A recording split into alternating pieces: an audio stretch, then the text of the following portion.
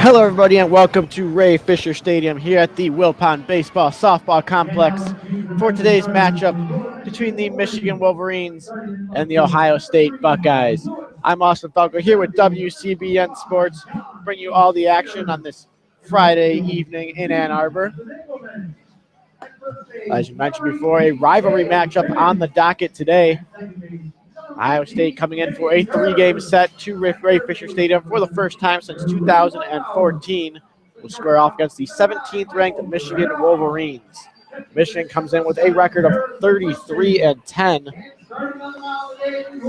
the Big Ten, they hold a record of 9-6. Ohio State coming in sporting a 17-27 record. They sit at 5-10 in the Big Ten. For Ohio State today, they're going to have their work cut out for them as they're facing Michigan's ace, Oliver Jaske. Jaske, despite a rough outing last weekend at Rutgers, in which he only went 3 innings, gave up 4 runs, only 2 earned. Only struck out 3, walked 2 in that ball game. His season totals, this will be his 12th start. Currently sits at 5-2 with a 3.77 ERA and just under 60 innings pitched. He struck out 78. Only walked 25. Opponents are hitting 229 against him. The lineup he will face from Ohio State today is as follows. The leadoff hitter is the shortstop, Jalen Washington. Batting second and playing center field is Trey Gant. Brady Cherry bats third and plays third. Dominic Canzone plays right field and bats fourth. The fifth hitter is catcher Jacob Barnwell. Zach Ratcliffe, a designated hitter, bats sixth. Bo Coolin bats seventh and plays first base. Left fielder today is Shea Murray. He bats eighth. And rounding out the lineup, the second baseman, Noah West. So Jalen Washington steps into the box. Oliver Jaske gets his sign. The first pitch is bunted foul back behind the plate. And we have baseball for you here at Ray Fisher Stadium. The count 0-1 on the Ohio State leadoff hitter, Jalen Washington. Washington coming in batting .249, identical to what he finished last year's at. It's Jaske, the Wolverine left-hander, winds in the 0-1 pitch. Squared out again, but pulled back as this one bounces in the dirt and gets past Winston to the screen. Got to even the count up at 1 ball and 1 strike.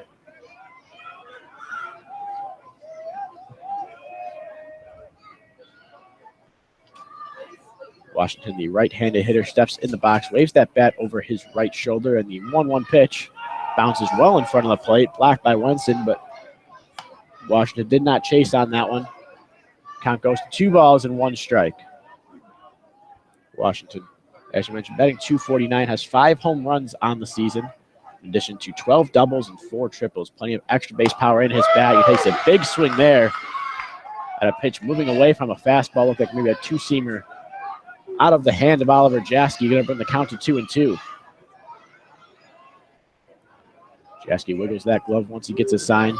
Takes a breath, winds on the 2-2 pitch. Swung at, hit high and deep towards center field. Slater ranging back near the track, makes the grab for out number 1.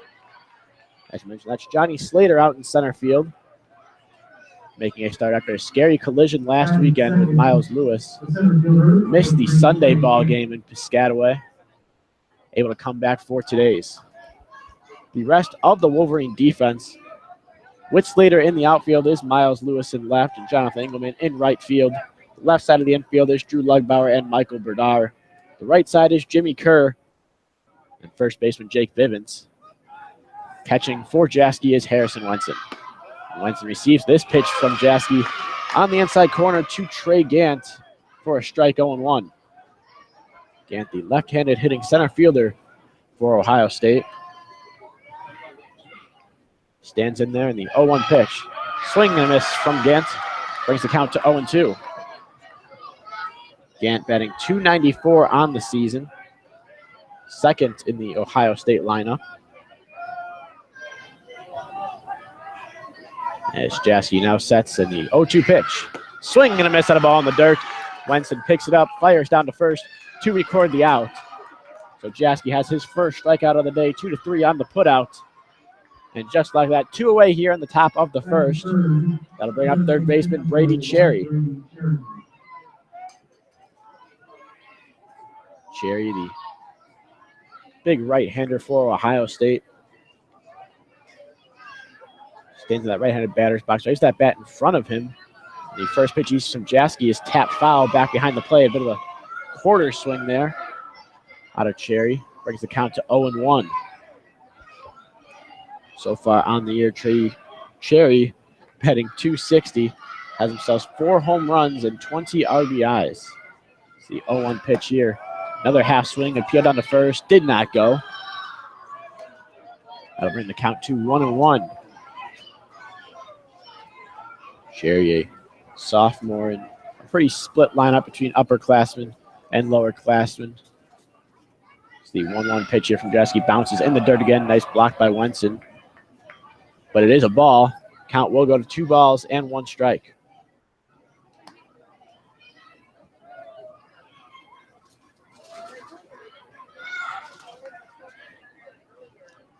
Jaski now trying to fight back in this count. Down 2-1. Gets his sign, the windup, and the pitch. Hit foul back over the press box here and out of play. Going to bring the count to 2 balls and 2 strikes. Jaski already with 1 strikeout in the inning. Has retired the first 2 Ohio State batters and was looking to be a bounce-back game for him. He gets his sign now and the 2-2 pitch. Swung at and tapped foul behind the plate towards the Wolverine dugout. The count will remain 2 balls and 2 strikes.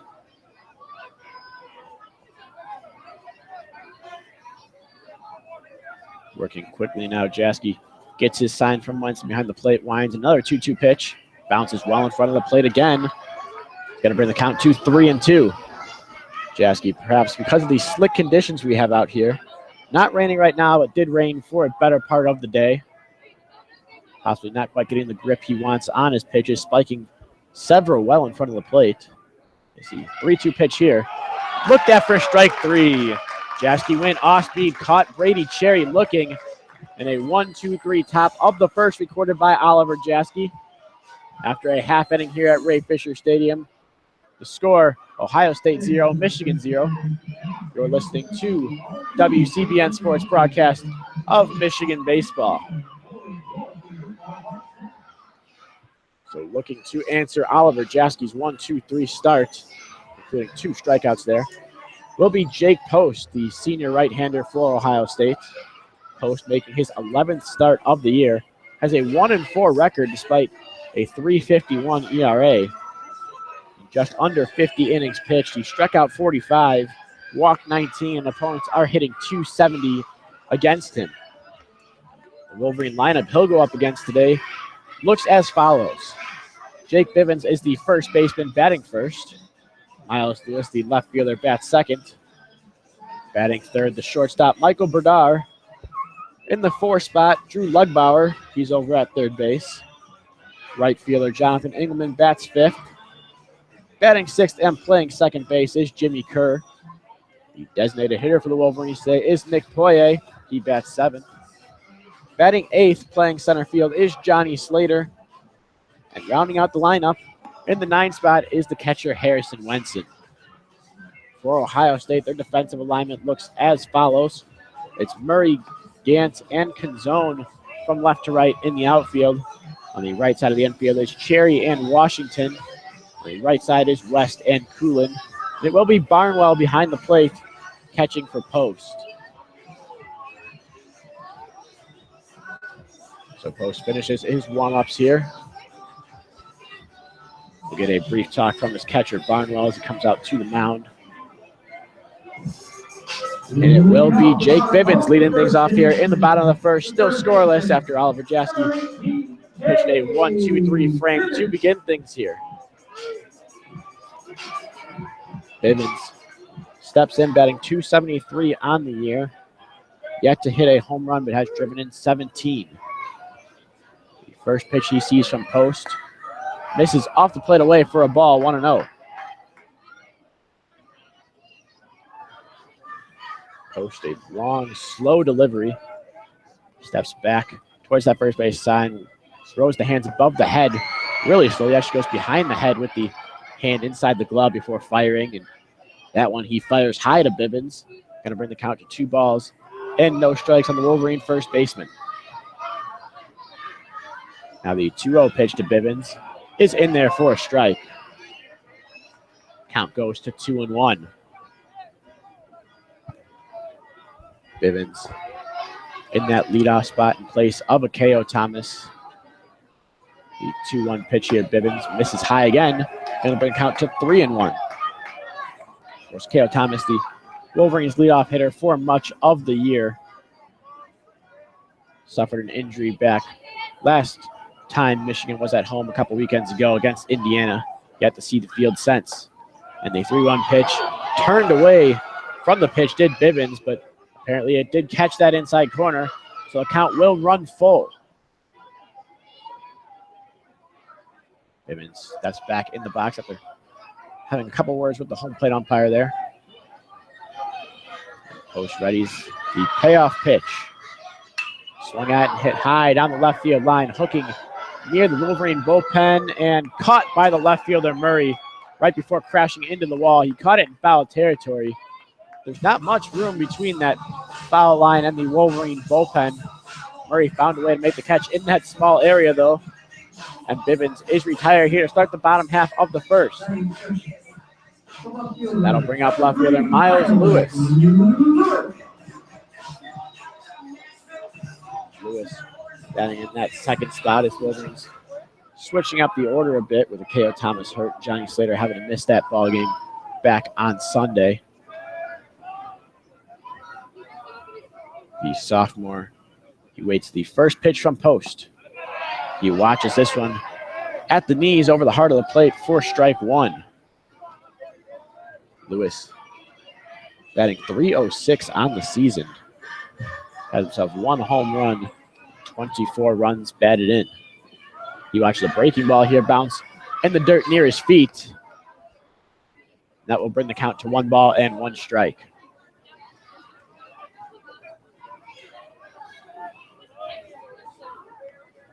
Lewis, the switch hitter, batting from the left side of the plate. The 1-1 pitch from post. Big swing and missed out a breaking ball. Actually got a piece of it. It bounced out of the glove of Barnwell. So down as a foul tip. And the count goes to 1 ball and 2 strikes. Lewis able to lay off that breaking ball at first. Wasn't able to lay off that one. The 1-2 pitch, he sees another breaking ball and hits it deep towards left center field. Gant ranging back in that left center field gap will make the catch just about 2 steps shy of the warning track for out number 2. A nice swing of the bat there by Lewis, but it's all for naught as it goes down as out number 2 in the bottom of the first inning. That will bring up the Wolverines shortstop, Michael Berdar. And really pregame the wind howling out towards left center. It happened to die down right during that Miles Lewis at bat. Had it still been blowing the way it was before the ball game, might have seen a home run there off the bat of Miles Lewis. Instead, there are 2 outs. Berdar takes the first pitch he sees from post high, just high, for a ball. The count 1-0. The senior right-hander waits the 1-0 pitch and watches this one miss outside for ball 2, 2-0. Just this week, Berdar named a National Strength and Conditioning Association All-American. He watches the 2-0 pitch right over the heart of the plate for strike 1. One of 8 Michigan Wolverines in the Michigan Athletic Program to receive that honor. The 2-1 pitch he sees here, big swing and a miss. Couldn't quite catch up to the fastball from post though, and the count is evened at 2-2.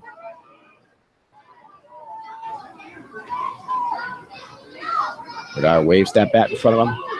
Now, listed just above the right shoulder, the 2-2 pitch from post. This is low and away for a ball. Brings the count to 3-2. Berdar, not very strikeout prone. More walks than strikeouts on the season. Is a very keen eye. Doesn't normally chase. The 3-2 pitch here. Doesn't chase that one as it misses away for ball 4. The Wolverines have a base runner with 2 outs here in the bottom of the first. That'll bring up the big third baseman, Drew Lugbauer. Serving number 17, Drew Luckbauer. Luckbauer, the biggest power threat on the Wolverine team, has 21 extra bases on the season, including 11 home runs. That leads the Wolverine team, as well as his 50 RBIs. Also tops among Michigan players. As they pick off throw over to Bernard, chasing them back to the bag. In addition to all those home runs and RBIs, Luckbauer also batting .274 on the season. The left-hander waits the first pitch from Post. Breaking ball misses low and in after Bernard faked going to second. The count, 1 ball and no strikes. Post showing an affinity for that breaking ball early on here, especially down and in. 2 batters in that left-handed batter's box. Chases Bernard back here again with another pickoff throw. Bernard in standing for the second straight time.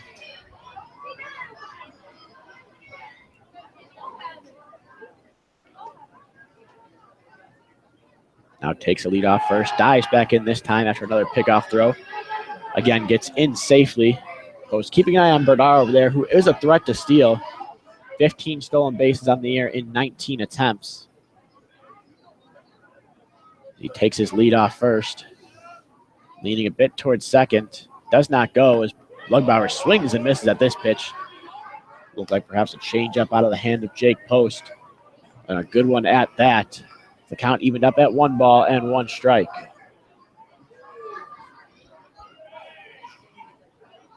Post stands in, takes a look over at Bernard at first, who takes a slightly bigger lead this time.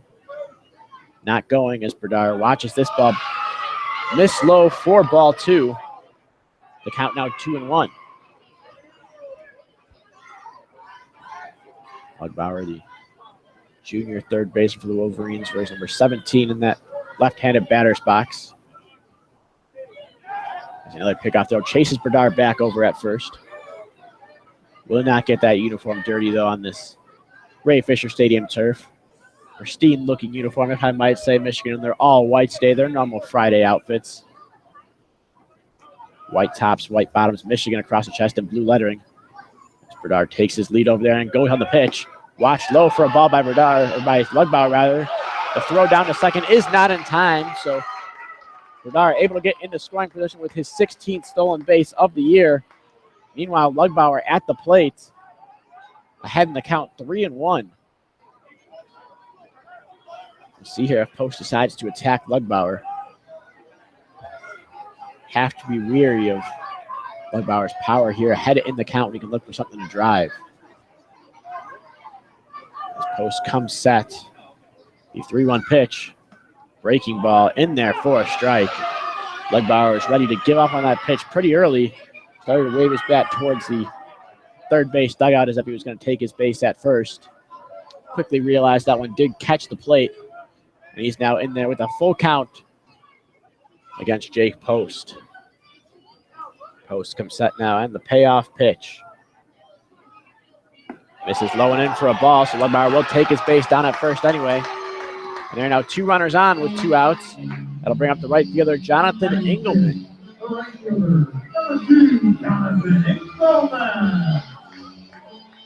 So Bernard over there at second. Luckbauer at first, both reaching on walks. Bernard also has himself that stolen base.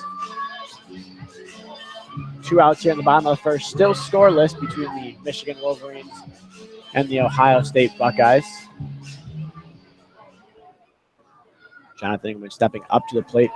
A .314 batting average on the season. Also sports a mark of .347 with runners in scoring position. There is one out there right now. His first look at Jake Post on the day begins as this bounces over towards third. Cherry makes the play, ranges over to third base by himself. He'll take it unassisted for out number 3. So Michigan able to get a couple runners on with 2 outs in the inning, but unable to push across any runs. After 1 inning here at Ray Fisher Stadium, the score still sits scoreless. Michigan 0, Ohio State 0. You're listening to the official student radio broadcast of Michigan baseball here on WCBN Sports.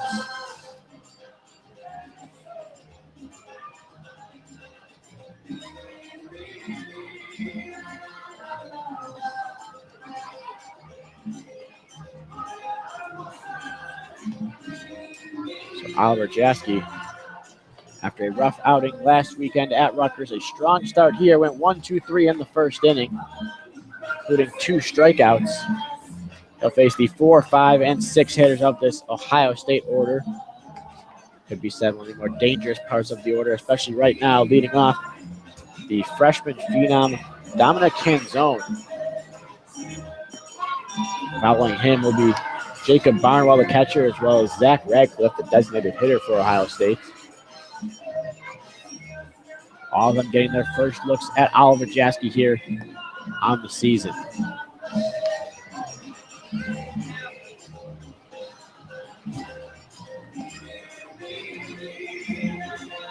Jaski now finishes his warm-up pitches. It will be the left-handed hitting Canzone striding into the box to begin things here in the second inning.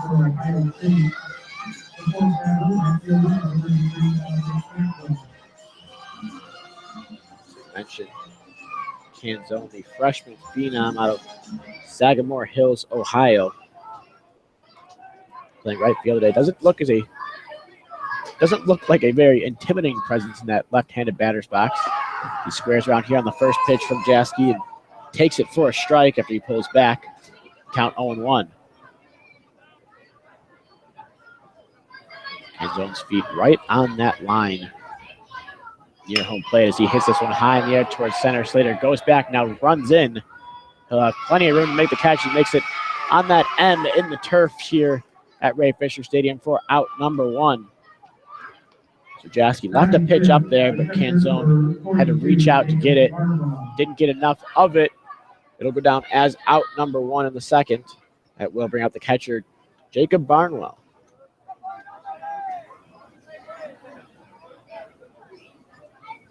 Barnwell steps into that right-handed batter's box. The first pitch he's from Jaski. Thinks about swinging, but holds up. That one misses low and away for a ball. Count 1 ball and no strikes. Barnwell, a compact stance in that right-handed batter's box, has his hands and elbows tucked in near the body as he waits. He takes this 1-0 pitch from Jaski, missed just a bit low there. Going to bring the count to 2-0.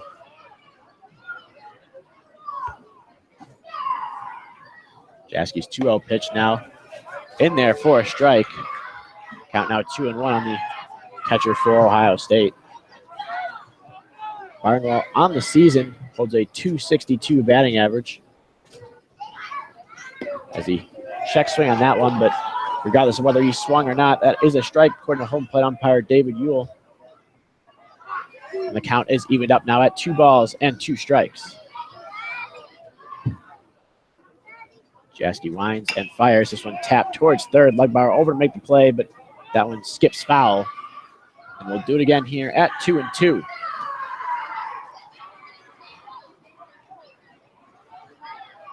Barnwell, where's that number 42? Not a number you see very often, of course. Retired in Major League Baseball. Last player to wear it. Mariano Rivera of the Yankees. Still out here in college baseball. You see Barnwell sporting that right now. So number 42 steps into that right-hand batter's box and watches this 2-2 pitch from Jaski miss outside in the left-handed batter's box. That will run the count full, 3-2.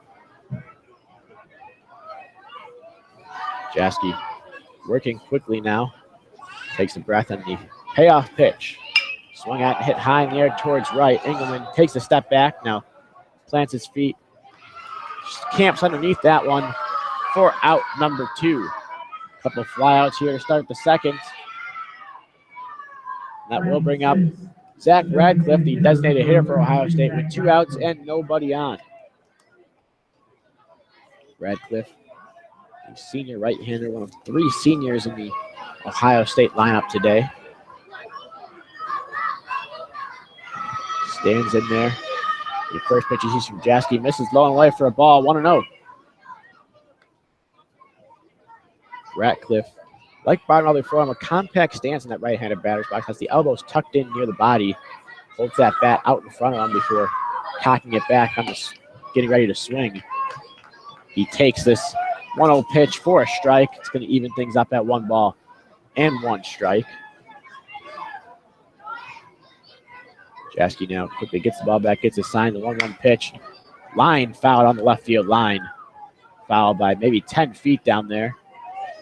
Would have been good for a double had it been able to get past the third baseman, Lugbauer. As it stands, though, it's just a loud strike.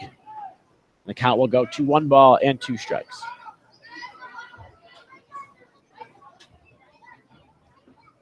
Jasky's 1-2 pitch now misses outside for a ball. Brings the count to 2 balls and 2 strikes. Ratcliffe on the season, 31 strikeouts to only 9 walks. See if Jasky tries to get him to chase here. He goes up and away with that one. Ratcliffe does not chase, so the count will be full, 3-2.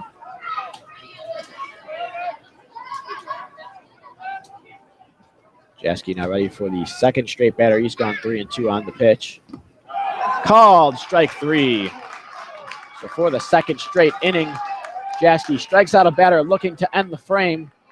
He's gone 6 up, 6 down after 1.5 here at Ray Fisher Stadium. The score, Ohio State 0, Michigan 0. You're listening to the official student radio broadcast of Michigan baseball here on WCBN Sports.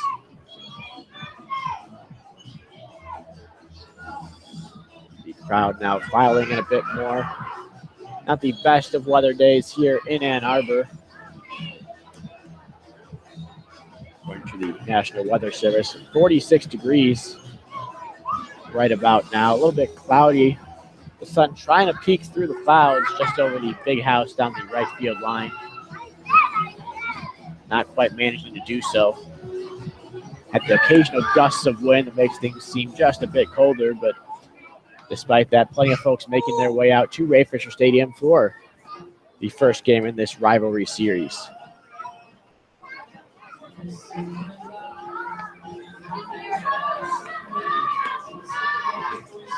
So Jake Post for Ohio State is finished with his warm-up pitches, ready to begin the bottom half of the second.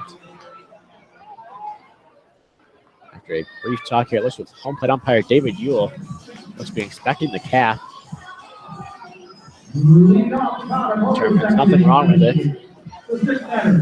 And it will be Jimmy Kerr now, the second baseman. Stepping in to lead things off here in the bottom of the second for Michigan. Back in the first inning, Michigan able to get a couple 2-out walks. Ran Post pitch count up. He sits at 24 entering the second inning. See if Jimmy Kerr can do the same work. A lengthy at bat here. The first pitch he sees catches the inside corner for a strike, 0-1. Interestingly enough, Jake Post, the right-handed pitcher, seems more comfortable at least working to left-handed batters. The 0-1 pitcher to left-hand hitting Kerr, swung on and missed. Kerr tried to bring the hands in there, couldn't do it quite in time. The count's going to go 0-2. Post really working that inside corner against the likes of Jimmy Kerr, Drew Lugbauer, Miles Lewis. The 0-2 pitch now fouled down the left field line and out of play near Yost Ice Arena. So Kerr stays alive. The count remains 0-2. Post really able to mix in those fastballs up near the hands on that inside corner and then drop that curveball down near the feet. This one, a fastball misses just inside off that outside corner, or off that inside corner rather. Kerr watches it go by, and the count 1-2. That was awfully close there, maybe a little bit too close to take. Imagine Kerr looking for that breaking ball. So this 1-2 pitch there is that breaking ball, and Kerr bounced it towards first. First baseman Cooling fields the ball while standing on the first base bag for out number 1. So 1 up, 1 down here in the bottom of the second. That'll bring up the designated hitter today, Nick Boyer. The designated hitter, number 28, Nick Boyer. Boyer coming in batting .308 on the season. Third in the Wolverine batting order today. Also has himself 7 extra base hits and 17 RBIs. First pitch he sees from Jake Post today misses, or rather catches the outside corner for a strike, 0-1. Had me fooled a bit there as Barnwell was set up a little bit towards the inside part of the plate, caught it off near his glove side. This one is hit towards center field. Ranging in is Gant, but he's not able to make the play as that bounces off the turf. And the first hit of the ball game belongs to Nick Poirier here in the bottom of the second. There'll be a runner on first with one out. Bring up the center fielder, Johnny Slater. The center fielder, number 25, Johnny Slater. Poirier definitely did not get all of that one. You could tell by the sound it made off the bat. Looked like he might have gotten it off the end of the bat. It was just a little looper that Gant was playing fairly deep out there in center field, respecting that the power of the Wolverines as well as that wind that's blowing out towards left center field. A pickoff throw over here chases Poirier back. Poirier, 5 stolen bases on the season in 7 attempts. Like his Wolverine teammates, very efficient when he decides to take off. First pitch Slater sees here is a breaking ball that missed outside for ball 1. As we were talking about on Poirier's base hit, Gant playing well back, now comes in a bit as Slater steps to the plate. Really didn't have a shot at that ball that landed just shy of that Michigan block M in center field. As the 1-0 pitch here to Slater. Misses low for a ball. Brings the count to 2-0. On the pitch, Poirier making a move towards second, then retreating back towards first. Saw Bernard do the same thing earlier and took off a couple pitches after that. Wolverines, normally an aggressive base running team. Might see something out of post here as he fires another pickoff throw over to first, not in time as Poirier dives back in safely. Wolverines might see something in Jake Post or perhaps the catcher Jacob Barnwell that would allow them to take some extra bases in the ballgame today. The 2-0 pitch. Slater hits this one high towards left field and deep. Murray back at the track, the wall, off the wall. Poirier being waved around at third. He's going to come in to score. And Johnny Slater has himself an RBI double here in the second. Michigan now leads by a score of 1-0. Slater, a great swing of the bat there, put that one the other way. Had a chance of going out. It hit off that big brick wall just where it begins to meet that shorter padded wall in left center field. He hits that ball maybe 5 feet to the right. That's a home run. As it stands, he'll be over at second, having himself the game's first RBI to his name. And the catcher Harrison Wenson will step up with a chance to widen the Wolverine lead.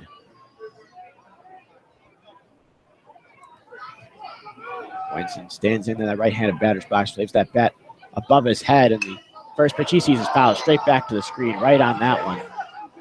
He got the first pitch fastball he was looking for, but wasn't able to get all of it. Instead, he'll be down in the count 0-1. Wenson could be some of the lightest hitting of the Wolverine hitters. Only batting .211 on the season. Does have himself 7 home runs, though. Good for second on the Wolverine team. Big lead taken by Slater, bouncing around out there. Does not go on the pitch as Wenson takes this one for strike 2. Wenson now down in the count 0-2. The most strikeout prone of all Michigan hitters, leads the team with 55 strikeouts on the year. Does have the capability of putting together a nice at-bat and staying alive with 2 strikes. Have to do so here as the 0-2 pitch is swung on and missed from Wenson for out number 2. So 2 gone now here. Still a runner on second in the form of Johnny Slater. That will go back up to the top of the Wolverine order. It'll be Jake Bivens standing in with a chance to do some damage. Bivens getting his second plate appearance here in the second inning. Back in the first, he flew out to left in foul territory. Murray made a nice running grab before crashing into that wall, protecting the Wolverine bullpen. The first pitch, Bivens sees here in the second, misses high and away for a ball, 1-0.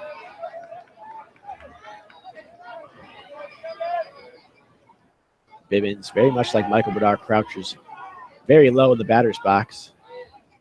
Stands slightly open, Waggles that bat out in front of him now. Puts it above that left shoulder. Post looks back at Slater a couple times. Chases him back there by faking a throw. Washington, the shortstop, shaded over near second base. Didn't run the cover on that play. So Slater didn't quite go all the way back. Now Post comes set again on the 1-0 pitch. Catches the inside corner for a strike. Evens the count up at 1-1. Slater out there on second. A potential threat to steal, and Ohio State very aware of that. 11 of 11 on the season for Johnny Slater and the stolen base department. 1-1 pitch here to Bivens. Misses high. They a bit away again. The count's going to run to 2 balls and 1 strike on the first baseman for Michigan today.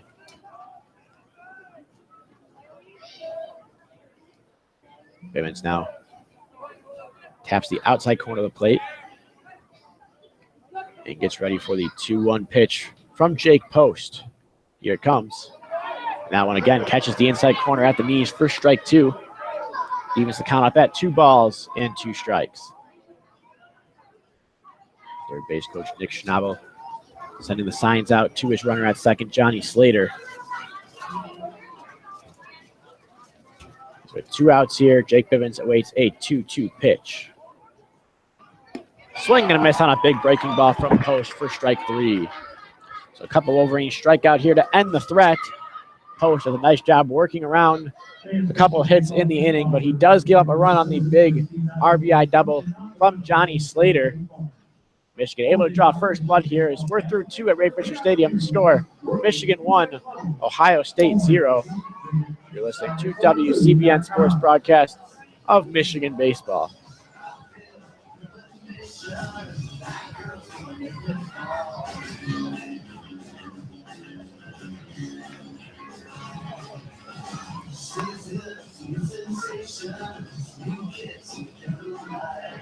So it'll be Oliver Jaski out to the mound for the Wolverines.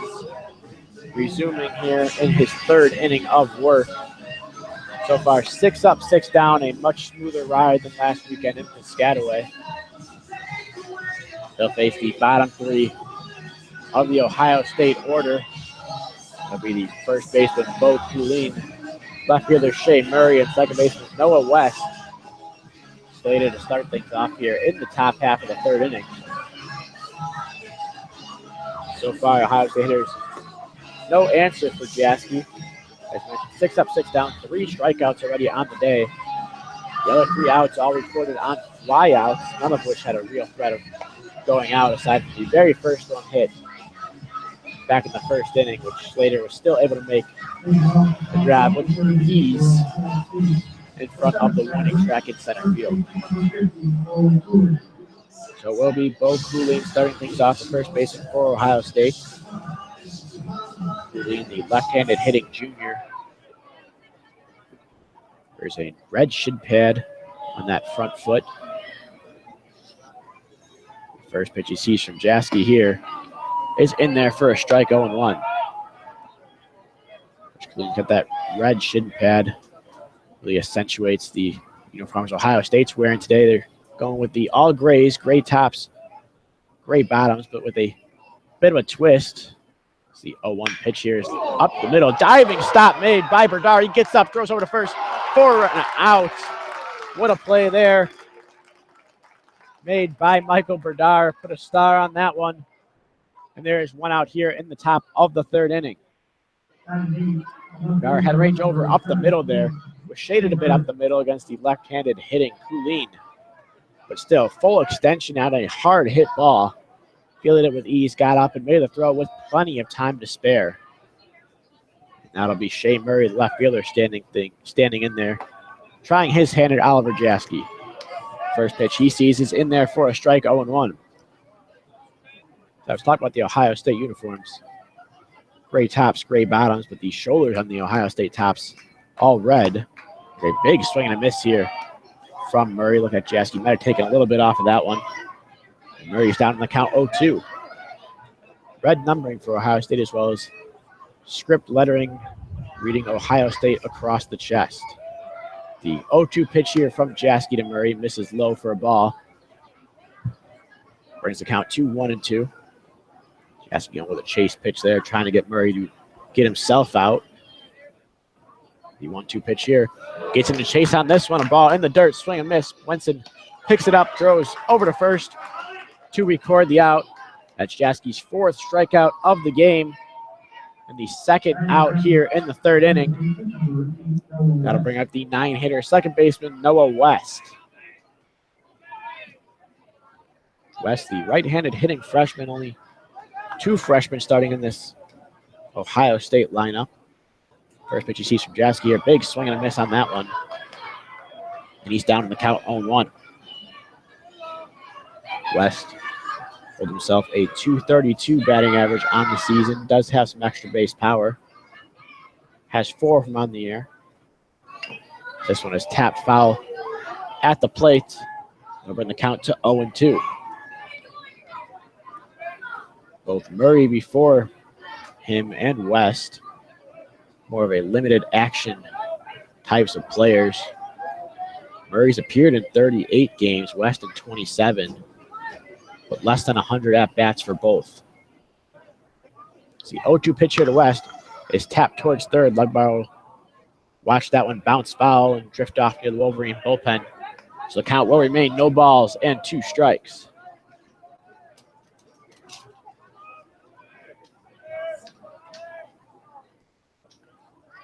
Jaski now gets his sign, and another 0-2 pitch here to West. Swung on and missed for strike 3. Wenson, not sure if he fielded it cleanly. Home plate umpire David Ewell says he doesn't, but West jogging back to the dugout and thus is ruled out. So that'll go down as Oliver Jaski's 5th strikeout of the day. Another 1-2-3 inning put here together. Jaski cruising through 3. Meanwhile, through 2.5 innings of play here at Ray Fisher Stadium, Michigan leads Ohio State by a score of 1-0 here on WCBN Sports broadcast of Michigan baseball.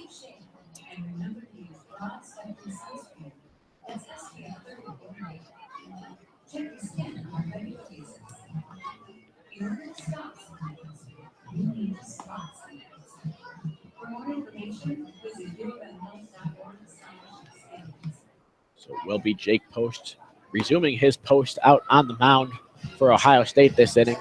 He'll face the 2, 3, and 4 hitters for Michigan, Miles Lewis, Michael Berdar, and Drew Lugbauer. Slated to begin things here in the bottom of the third.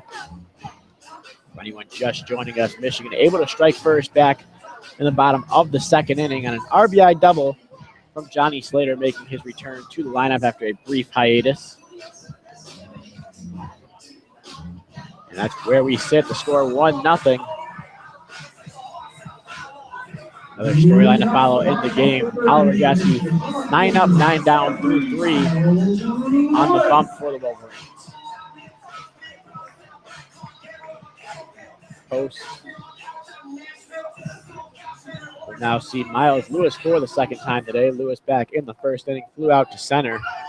The ball was pretty well struck towards that left center field gap. Not quite struck well enough, though. The first pitch he sees in this at-bat is on the inside corner for a strike, 0-1. And right back again, Jake Post feeling comfortable attacking hitters in that left-handed batter's box by pitching on that inside corner, working there. This one he leaves out over the plate, and Miles Lewis smacks it into center field. It'll bounce in front of the center fielder Gant for a base hit. So a leadoff single here in the third has the Wolverines in business. There'll be a runner on with nobody out for the senior shortstop, Michael Berdar. Shortstop, number 9, Michael Berdar. Berdar back in the first inning, able to work a walk after falling behind in the count. As he is apt to do, a great batting eye up there. Not afraid to take walks. More importantly for the Wolverines, perhaps, does not strike out a whole lot. He'll get his second look at Post here. First pitch of the at-bat is on the outside corner for a strike to count 0-1. Lewis over there at first, as are many of the Wolverine runners eighth threat to steal. He's 11 for 15 on the season in stolen bases. Jake Post very aware of that as he fires a pickoff throw over. Lewis dives back in safely. Now Post comes set. The 0-1 pitch here as Lewis takes off. The pitch gets past Barnwell, and Lewis rounds second. Thinks about going to third, but thinks better of it. He'll just stop at second. That should go down as a stolen base. And the count 1-1 on Bernard. Now with a runner in scoring position. Looking to widen that 1-0 Michigan lead. For Lewis, his 12th stolen base on the year. Now moves him into sole possession of third place among hitters in the lineup today. He's fourth if you count Akeo Thomas, currently out due to injury. The 1-1 pitch to Bernard was fouled down that left field line, bounced off the protective wall near the Wolverine bullpen. And Bernard down in the count 1-2 now.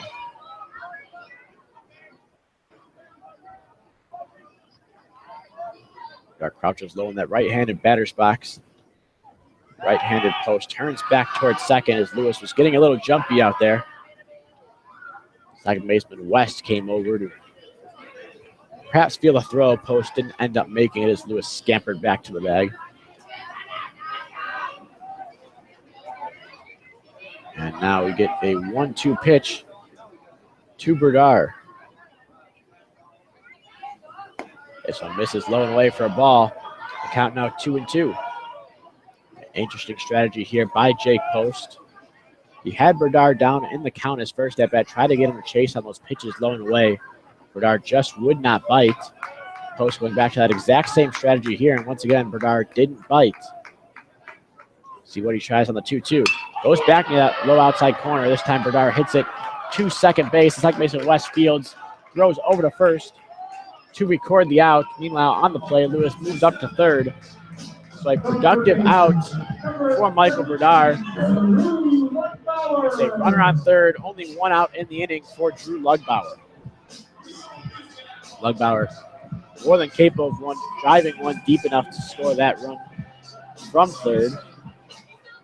Lewis not lacking in speed. Should score on pretty much a moderately deep fly ball. Lugbauer can get one here. First pitch at bat, a big breaking ball there. Lugbauer way out in front of it. Able to get a piece of it. But it's down in the count 0-1.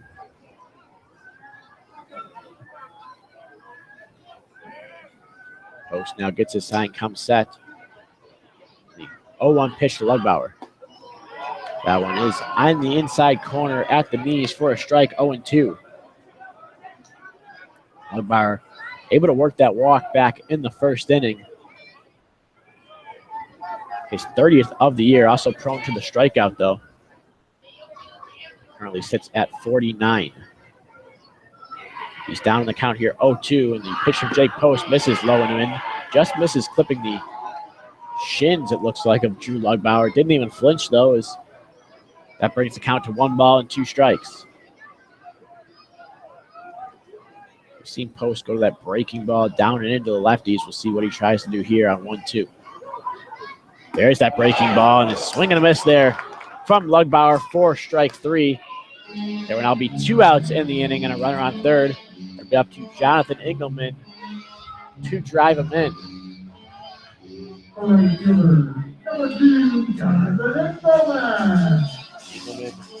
back in the first inning, end of the first inning when he grounded into a fielder's choice. Was the third baseman Cherry making unassisted play over at third.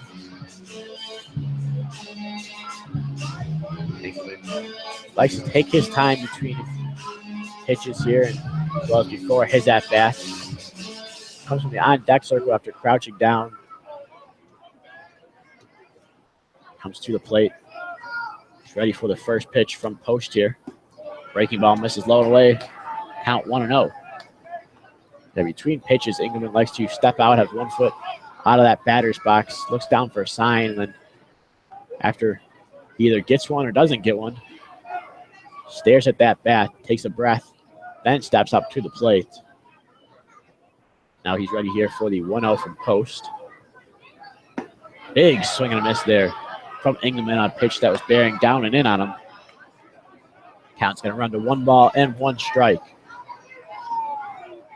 2 outs here in the bottom of the 3rd inning. Michigan leads rival Ohio State by a score of 1-0. Miles Lewis over at 3rd, led off the inning with a single. In danger of being stranded now.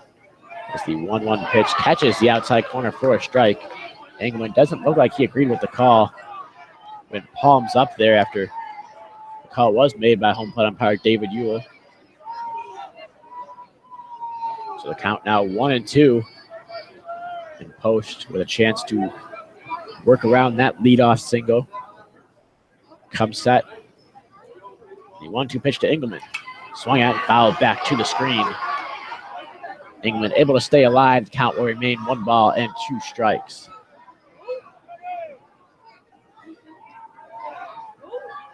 That looked like a fastball trying to overpower Engelman there, did Post.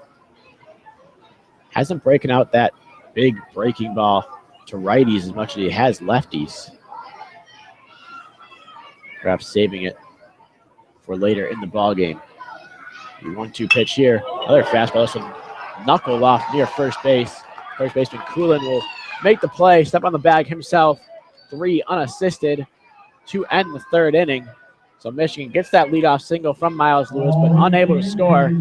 Through 3 innings here at Ray Fisher Stadium to score. Michigan 1, Ohio State 0. You're listening to the official student radio broadcast of Michigan baseball here on WCBN Sports. All right, contestants on your mark. Let's go. As this game rolls on, more and more fans start to file in here at Ray Fisher Stadium. Of course, you get your bit of an exodus between innings as they go to grab concessions, use the restroom, whatever else may ail them at the moment. A lot of them, though, bundled up in their seats, sitting tight, nice and warm. Those wind gusts do make it seem a little bit colder than it is. The sun's starting to really set here. Can't quite see it. Still trying to peek out from those clouds, but we do have some natural sunlight. As the lights begin to take effect here at Ray Fisher Stadium. By the time this one's over, we'll be playing under pretty much solely the Ray Fisher Stadium lights. The 6 p.m. Friday night start. And a great way to start this rivalry series, Big Ten series between Michigan and Ohio State. Michigan looking to keep pace and keep their Big Ten title hopes alive. Only 1 behind league leaders Maryland and Nebraska in the loss column. Currently sitting in a 3-way tie for 3rd with the likes of Minnesota, Iowa, and Purdue. So rather a 4-way tie. The first pitch Jasky throws to the Ohio State leadoff hitter Jalen Washington, misses low and away for a ball, 1-0. Ohio State, meanwhile, looking to try to claw their way out of the cellar. Tied for 12th with Illinois, sitting at 5-10. This one's hit high in the air towards center field. Slater takes a step back, now ranges in, camps under it, and makes the grab. So for the 2nd time in the ballgame, Jalen Wilson flies out to the center fielder, Johnny Slater, and there's 1 out here in the top of the 4th inning. It will be the center fielder, Trey Gant, now stepping in. Gant back in the 1st inning. Struck out swinging on 3 pitches. First pitch from Jasky here, bunted near first base. This one is going to trickle foul, though, and thus will go down as strike number 1. Gant, the speedy left-hander. A junior out of Fishers, Indiana. Standing at 5'10", 175. Washington fly down the line there. Definitely something Michigan needs to be aware of when he's at the plate or on the base paths as Drew Ludbauer now playing near what would be the edge of the infield grass. This one was lined up the middle. That's going to get through for a base hit. Ohio State gets their first base hit, their first base runner of the ball game, as it'll be Gant over there at first base with one out here in the fourth. That will bring up the third baseman, Brady Cherry. Cherry now stares down at third for his signs.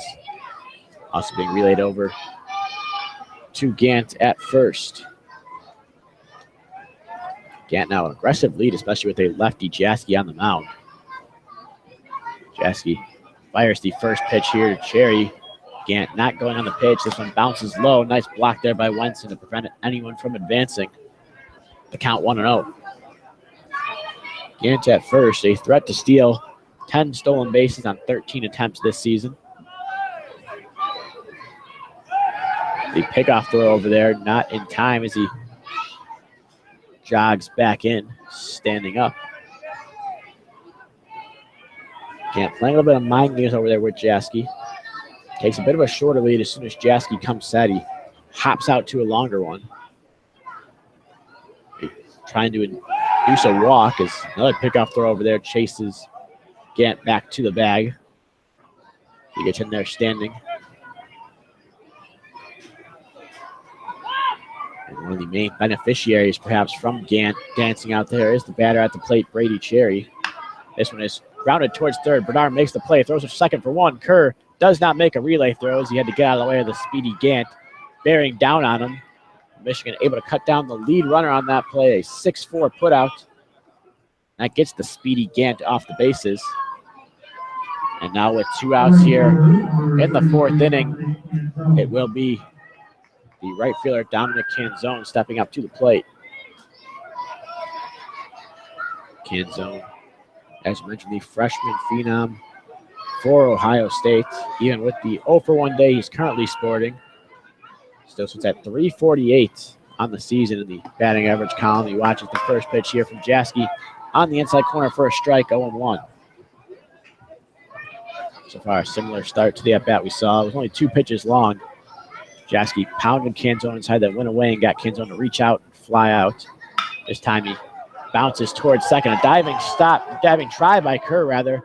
Not able to make the stop. That gets into right field for a single. A great play there by Jonathan Engelman coming in hard. Fires that ball back in to prevent Cherry from going first to third on the play. But there will be runners at first and second with 2 gone here in the fourth for the catcher, Jacob Barnwell. Barnwell back in the second inning. A high fly out to the right fielder, Engelman. After a lengthy at-bat, 7 pitches to be exact, against Oliver Jaski. The first pitch he sees here is in there for a strike as Jaski took a bit off that one. The count 0-1.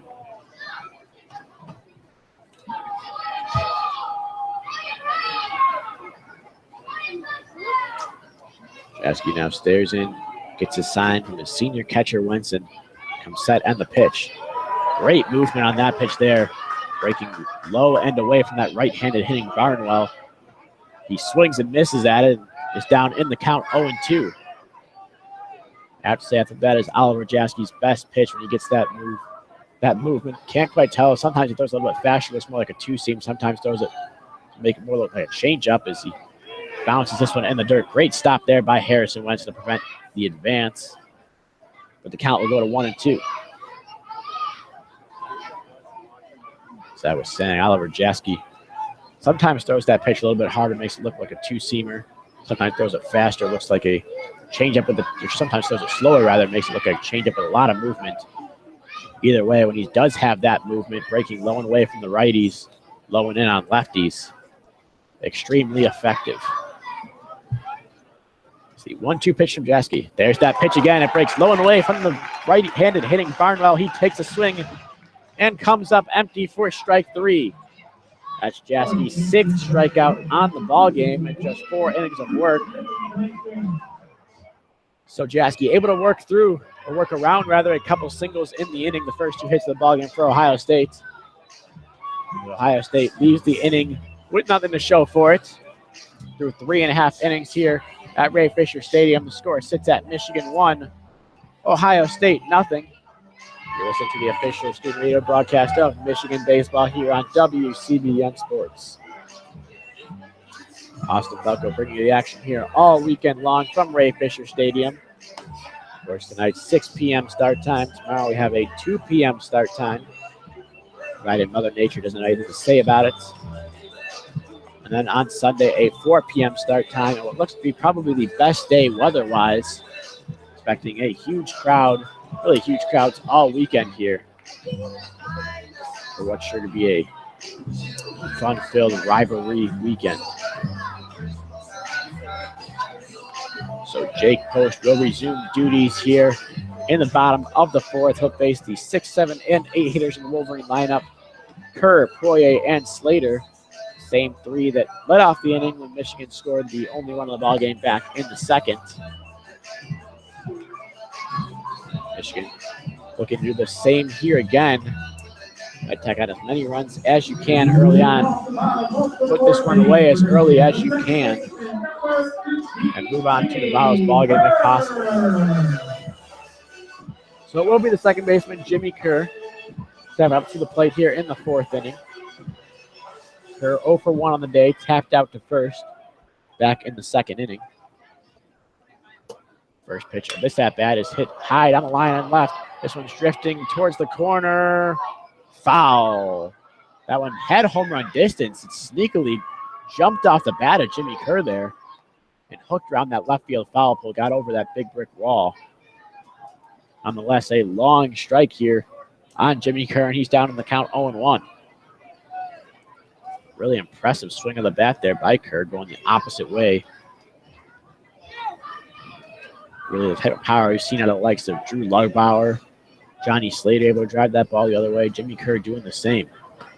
Takes a big swing and a miss here at the 0-1 pitch, and is now down in the count 0-2. So far, Post put away pitch has been that curveball breaking down and into lefties like Kerr. This 0-2 pitch is that breaking ball. This one misses just off the plate, maybe a bit low to Kerr. That'll bring the count to 1-2.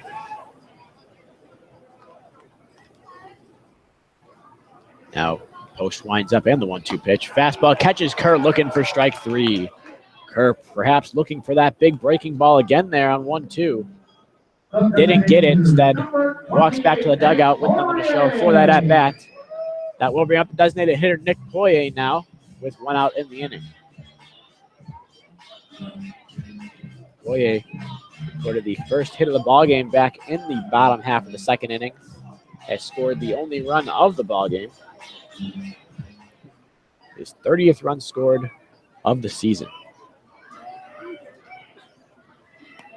First pitch he sees here from Post is a breaking ball that doesn't break back to the plate quite enough. And the count will go to 1-0. Post now working quickly. The 1-0 pitch. Another breaking ball. This one misses inside. Brings the count to 2-0 on Poirier. One of the first times we've seen Post go to a couple of breaking balls to begin the at-bat. Normally going with that as a put-away pitch. Just frequent enough to get the Wolverine hitters thinking about it. This time he throws a fastball that misses low and in on Poirier and runs the count to 3 balls and no strikes.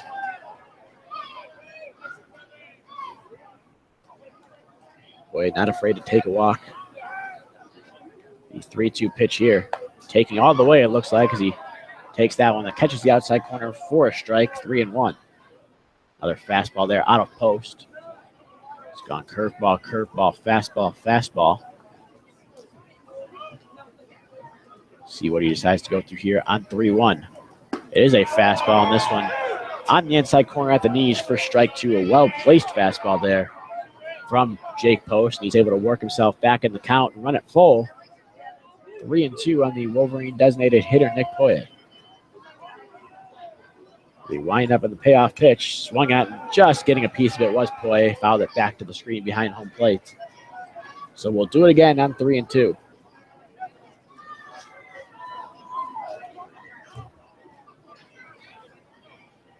Post up at 69 pitches already here in the fourth inning.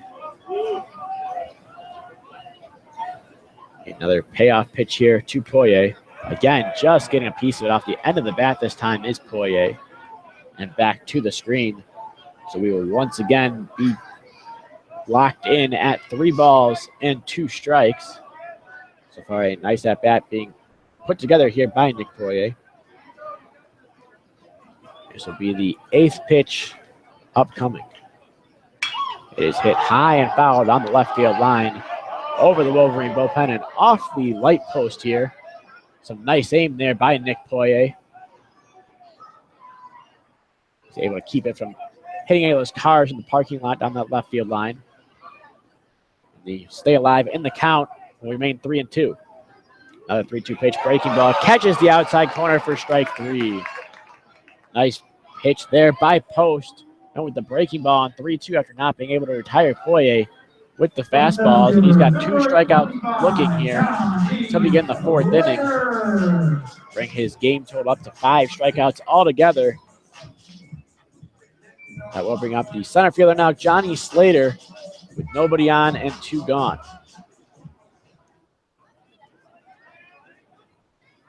First pitch Slater sees here. Misses low and in for a ball, 1-0. Slater, of course, that big RBI double back in the 2nd inning, driven home the only run on the ball game. His 38th RBI of the season. 1-0 pitch here. Slater moves out of the way, but apparently it caught the inside corner, according to home plate umpire David Ewell. And the count will even up at 1 ball and 1 strike. 1-1 pitch now. Big breaking ball there, swung on and missed from Slater, and he's now down in the count, 1 ball and 2 strikes. And Post, that breaking ball, really his ultimate weapon on the ball game today. The 1-2 pitch here goes back to that breaking ball, and Slater bounces over the top of it. A nice pick on the short hop there by the first baseman, Coolene, who takes it to the bag himself for out number 3. So 3 up, 3 down here in the 4th. Go the Wolverines. Through 4 innings here at Ray Fisher Stadium, the score still remains Michigan 1, Ohio State 0 on the official student radio broadcast for Michigan baseball here on WCBN Sports. We thank you for your patronage here at WCBN Sports. Yeah, you can listen to our coverage of Michigan baseball all weekend long on WCBNsports.com as well as YouTube.com/WCBN Sports. If you like the content we put out here, whether it's baseball, softball, any of the other various sports we cover, whether it be basketball, football, we have some lacrosse action for you throughout the year, hockey. Looking to bring you perhaps volleyball next season. Sport we had a momentary break from. You can look forward to that in the fall. And speaking of volleyball, I do see Michigan head coach Mark Rosen in the stands here, taking in a ball game at Ray Fisher Stadium, this rivalry matchup. So far, he's seen a very good outing out of Oliver Jaskey. Jaskey out for his 5th inning of work. So far, just a couple singles. The only 2 blemishes on his line so far, 4 innings, 2 hits, no runs, no walks, 6 strikeouts. Until that 1-out single in the 4th, he retired the first 10 batters of the ballgame. He's ready here in the 4th, or rather in the 5th inning, to resume his duties on the mound. He will face the 6, 7, and 8 hitters for Ohio State, Zach Radcliffe, Bo Coolene, and Shea Murray to lead things off in the 5th. Radcliffe now stepping up to the plate. Designated hitter for the Buckeyes today. So far 0 for 1, struck out looking in his first at-bat back in the 2nd. This time he looks at one that bounces in the dirt and is ahead in the count, 1-0. Ump umpire David Ewell walking halfway out to the mound to toss the ball back to Oliver Jaskey as Wenson perhaps a bit shaken up. Not sure where he took that pitch after he blocked it. Looks to be all right, though, as he settles back in his crouch. Gives Jaski his sign. Now Jaski winds for the 1-0. This one is grounded towards short. Berdar fields, fires over to first for out number 1. 2 pitches, 1 out here in the top of the 5th. And that will bring out the first baseman, Bo Kulin. Kulin pretty busy over there at first base so far on the day. He's already made 3 unassisted putouts in the first 4 innings of this ballgame. He was robbed of a hit back in the 3rd on a diving stab up the middle by Michael Berdar. First pitch he sees from Jaski in this at-bat, catches the outside corner for a strike, 0-1. And the left-handed hitting first baseman, slightly open stance. The 0-1 pitch here, lined towards the middle. Slater running in, makes the grab with ease. Tosses that back in, so now we're at 4 pitches and 2 outs here in the 5th inning after a nice, easy fly out. And the count, or rather the left fielder, Shea Murray, will now step to the plate with 2 gone and nobody on. First pitch from Jaski, big swing and a miss there. Took something off of that. Shea Murray was way out in front of it, made him look silly. The count now 0-1. Jaski now gets assigned the 0-1 pitch. Just misses, maybe a bit low there. Not quite sure from my vantage point up here in the press box. Nonetheless, the count will go to 1-1. Jaski now winds, and the bunt attempt here from Murray goes foul near the Ohio State dugout. Interesting call there, as Murray is now down in the count 1-2. Scoring around a bunt with 2 outs in the inning. Wolverine defense was playing back after trying to get something going here with 2 outs. Now they 1-2 pitch. Bounce in the dirt. Jaski not quite able to get a handle on what looked to be a breaking ball out of the hand. So the count will run to 2 balls and 2 strikes. Right-handed hitting Murray. Left-handed pitching Jaski. The 2-2 pitch. Caught looking for strike 3. Jaski with a backdoor, maybe a cutter slider there. Gets Murray looking, and that is Jaski's 7th strikeout of the ball game. Through 5 innings, Oliver Jaski just cruising along, helping to propel Michigan to what currently sits at a 1-0 lead through 4.5. We're halfway home here at Ray Fisher Stadium on the official student radio broadcast of Michigan baseball here on WCBN Sports.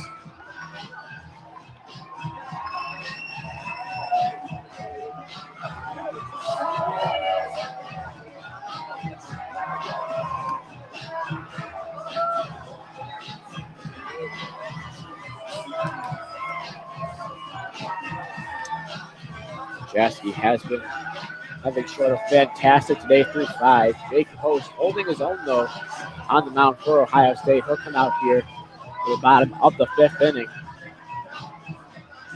Not quite as blemishless as Oliver Jaski's line, but not a bad line from Jake Post so far. 4 innings of work, 3 hits, only 1 run, 2 walks, 5 strikeouts, and really on a roll now. Of the last 5 batters he's faced, he's got 3 strikeouts and 2 tappers over the first. To begin the 5th inning here, he'll start at the bottom of the Wolverine order with Harrison Wenson. We'll go back up to the leadoff hitter, Jake Bivens, and Miles Lewis. The 3 hitters slated to begin things in the bottom of the 5th inning. Leading off the bottom of the city for Michigan, catcher number 7, Wenson. Will be the big catcher, Wenson, leading things off here in the 5th inning. 0 for 1. He struck out swinging on 3 pitches back in the 2nd. Looking to extract some revenge here on Post. First pitch, swung at, fouled off the screen in front of the Wolverine dugout. The count's going to go to 1 ball and no strikes. Wenson ahead of that pitch. Looked maybe like a fastball out of the hand. By taking some off it, got Wenson out in front. Tends to look for that first pitch fastball. This time the breaking ball misses high and in here. Didn't quite hook back far enough to the plate, according to home plate umpire David Ewell. So the count now sits at 1 ball and 1 strike. Working quickly now, Post winds up, and the 1-1 pitch fouled straight back to the netting. Just missed going over and coming near our press box here. The count will run to 1 ball and 2 strikes. Wenson now stares at his bat, takes a deep breath before stepping in. Now the 1-2 pitch from Jake Post. Ooh, Wenson starts to go around and takes one off the forearm. He is in some obvious pain, but he will shed the elbow guard, shed the shin guard, and walk down to first base. That one's going to sting for a bit, especially in the cold temperatures today. But I'm sure Harrison Wenson will take it in hindsight. Go down to first, and now a leadoff run around here in the 5th. Cycling back up to the Wolverine order. Wenson taking a little extra time over there at first. Looks to be okay, perhaps just stung a bit. Needs a little extra time to shake that off as he takes off the batted gloves and prepares for a potential trip around the bags.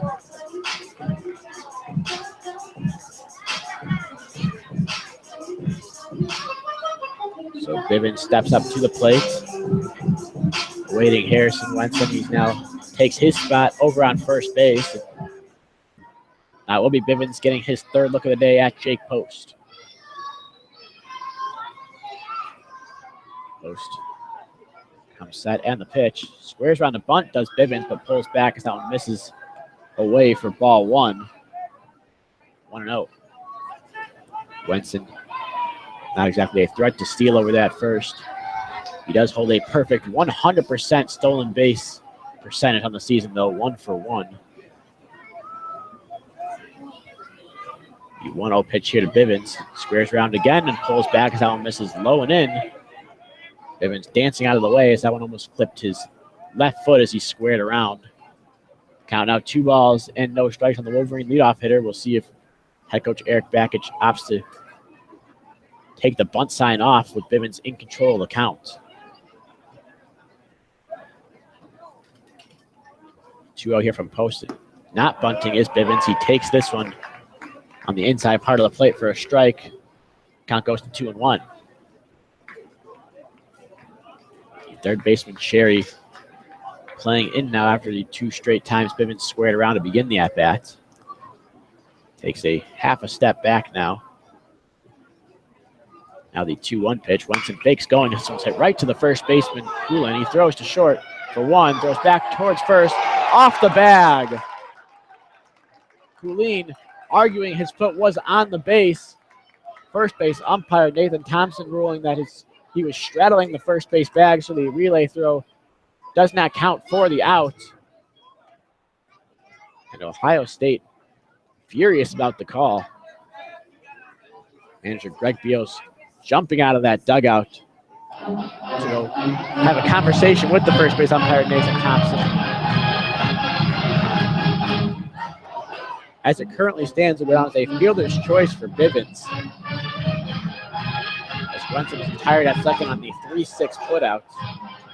It was a hard hit ball. Looked to be not quite the tailor-made double play you see when you hit up the middle, but it's close to get to tailor-made on a ball hit to first. The conversation still going on out there between Greg Beals and Nathan Thompson. The first baseman Coolin fielded on a short hop. He's looked very impressive over there at first, fielding several balls in the short hop. He fired over to the shortstop, Washington covering the second base bag. Made a nice pivot around Wenson. Fired over to first, but again, ruled that Coolin was straddling that first base bag.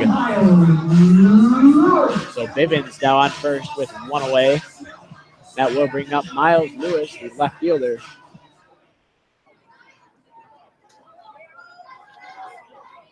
Lewis so far 1 for 2 on the day, singled back in the 3rd inning. Flew out to center back in the 1st. Pickoff throw chases Bivens back over at first base.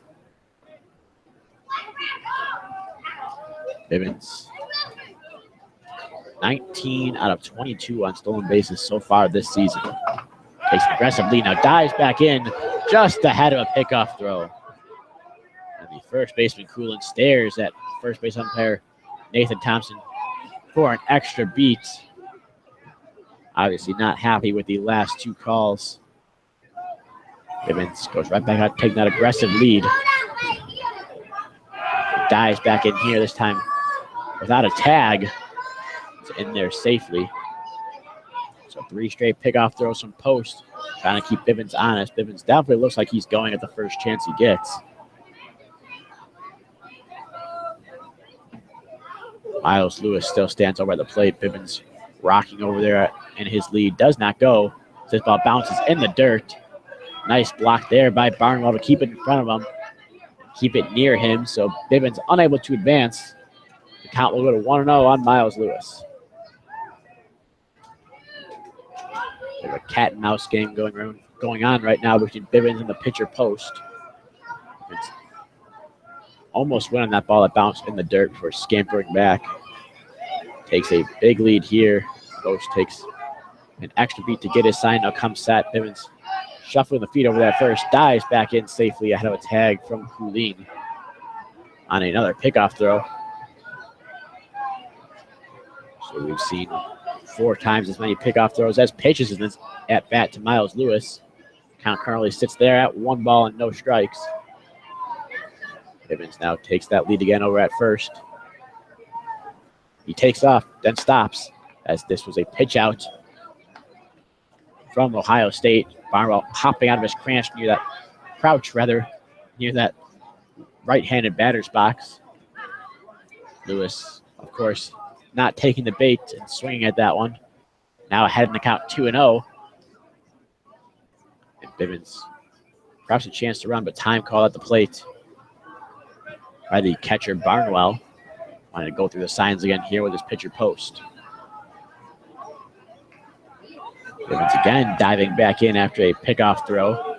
Gets in there safely ahead of the tag. So Bivens definitely occupying a spot in the mind of the pitcher, Jake Post.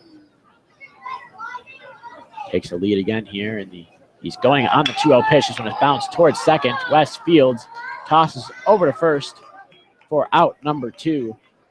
So it was a good thing for Michigan. Bivens was going on the play as they were able to stay out of the double play. There's now a runner on second with 2 gone here in the 5th. That'll bring up the senior shortstop, Michael Bedard. Bedard so far 0 for 1 on the day. Walked back in the 1st inning. Grounded out to second back in the 3rd.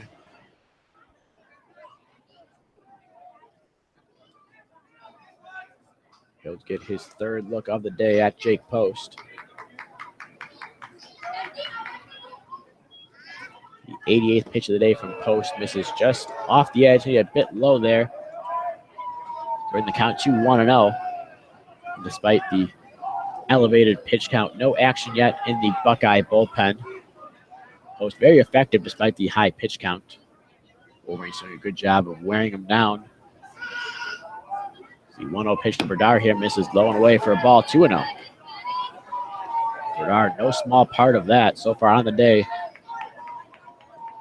13 pitches seen. This will be the 14th pitch he'll see and only his 3rd look at Post. He stands in that right-hand batter's box, crouched down, bat waggling above his right shoulder. The 2-0 pitch swung on and hit high in the air towards center. The speedy center fielder Gant over near right center. Camps under it and makes the grab for out number 3. So Michigan able to get the leadoff runner on a hit by pitch. Unable to get the runner around to score. So after 5 here, the score remains Michigan 1, Ohio State 0. You're listening to the official student radio broadcast of Michigan baseball here on WCBN Sports. For the national anthem. For tickets and more information, you can visit blue.com. So it will once again be Oliver Jaskey taking the rubber for the Wolverines. So far, 60 pitches through 5 innings. Very efficient so far today. Really one of the things that's separating him and his counterpart, Jake Post. In this 6th inning, he will face the bottom of the Buckeye order in Noah West, and back up to the leadoff hitter, Jalen Wilson and Trey Gant.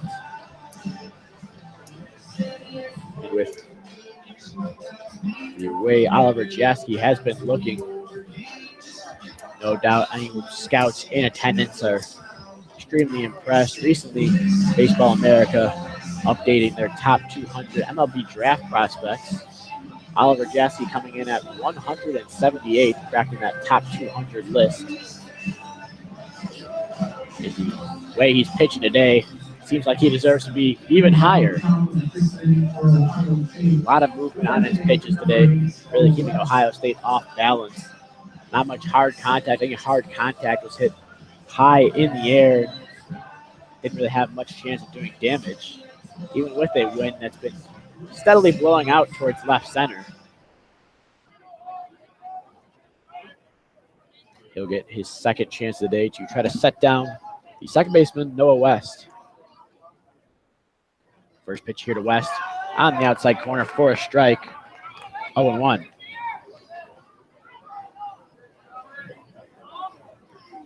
Jaski now in a groove, working quickly now the 0-1 pitch. This one is lined towards short. Diving stab by Berdar. Bounces off his glove into left. Got to go for a base hit. Lewis able to get on it quickly, though, and hold West to a single. So just as I was talking about, not much hard contact made. West really skulls one between that third base shortstop hole over there. And has a leadoff single. The first time in the ballgame Ohio State has the leadoff runner on. It comes here in the 6th inning. Now runner on first, nobody out. Back to the top of the order for Jalen Washington. West taking aggressive lead over there at first. This pitch to Washington is fouled down that right field line and out of play. Just misses going in the bed of a pickup truck that was pulling away. It would have been an impressive feat if she was able to hit that one. Might be bonus points if we can hit the moving target. Nonetheless, the count 0-1 now on the shortstop for the Buckeyes. 0-1 pitch now, squares around the bunt, then pulls back. A nice block there on a low pitch from Wenson. Got to bring the count to 1-1.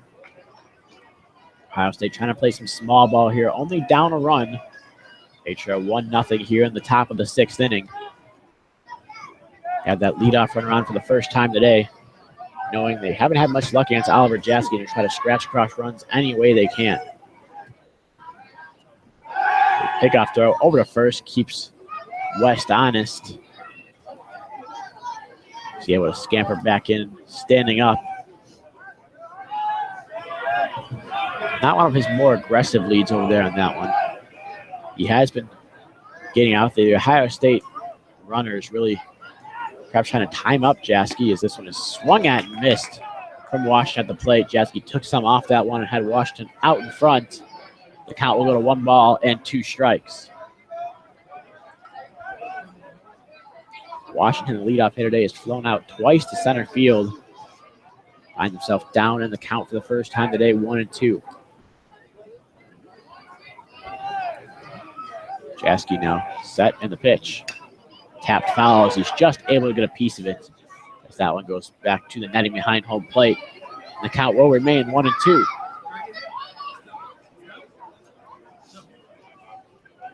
Jaski took an extra beat there, perhaps trying to get the runner on first, West, to break. He did not, as Jaski now comes set for another 1-2 pitch. This one is tapped near the middle. Berdar comes in, makes the play on a bare hand, fires over to first to record the out. Great play there made by Michael Berdar. It was a high chopper on the infield. He snagged the ball as it was going up on, I believe it was the second hop, and then fired over to first. You've seen him do it before, but it's never not impressive to see Berdar barehand that ball and fire it over with that strong arm of his. So Noah West able to move up to second, but a star-worthy play made again by Michael Berdar keeps Jalen Washington off the bases. There's now a runner on second with 1 out, and that'll bring up the center fielder, Trey Gant. Gant squares around a bunt here, pulls back, but takes it for strike number 1.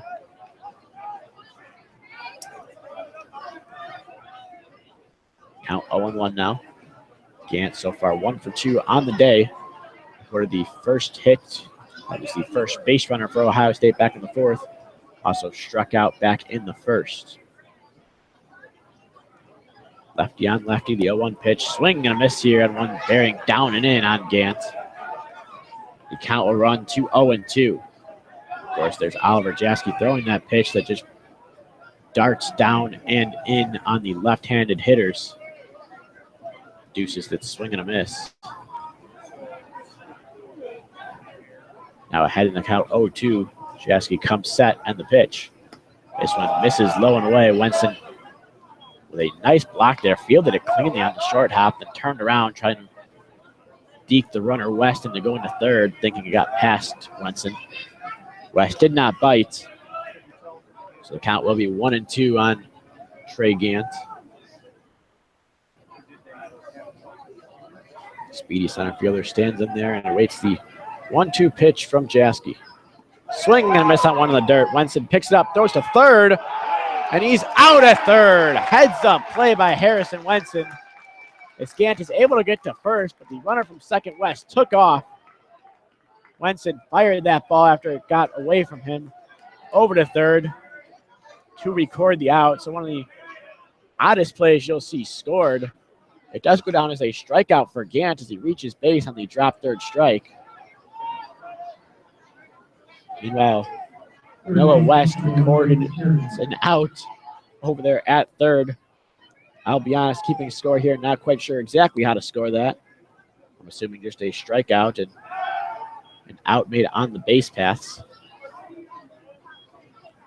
As the speedy center fielder Gant is over that first, chased back by a leadoff, or by a pickoff throw rather, from Oliver Jaski.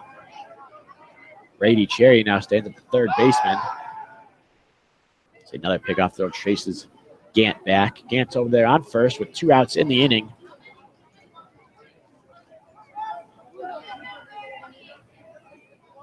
Cherry at the plate so far 0 for 2, a strikeout and a fielder's choice on the day. And another pickoff throw from Jaski over to first. Not the quickest of moves out of Jaski. Takes that big leg kick as if he's simulating a pitch. Then just steps towards first.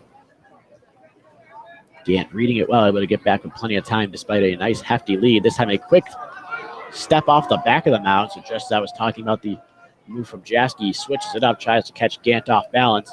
Almost does, but not quite in time. Couldn't get enough on the throw as Gant dove back in safely. So we've yet to see a pitch here in the at-bat to Brady Cherry. It will come now. And a swing and a miss on one, moving low and in on Cherry for strike number 1. Wenson, it hopped out of his glove, got away from him briefly, but he's able to hop on it and prevent Gant from moving up. Count 0-1.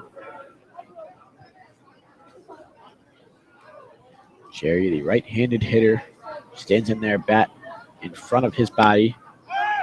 This one misses outside. Wenson cocked like he was going to throw down to first base. Made Gant dive back in, but Wenson didn't end up throwing down there. So the count will just be 1-1. And we sit with 2 outs here in the top of the 6th. Michigan leading Ohio State by a score of 1-0. Jaski attempts another pickoff throw over there first. Keeps Gant close. And as we mentioned last time he was on base, 10 for 13 on stolen base attempts this season. Jaski very conscious of him as the 1-0 pitch, swing and a miss here. Or rather, 1-1 pitch is a swing and a miss out of Cherry. Another pitch breaking down and in on him. Great movement here on Oliver Jaski's pitches in this at-bat to Cherry.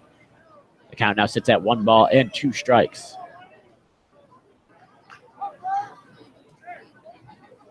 Jaski now gets his sign, comes set. A pickoff throw to first despite Gant taking his smallest lead of the at-bat. It was only a couple of steps off the bag.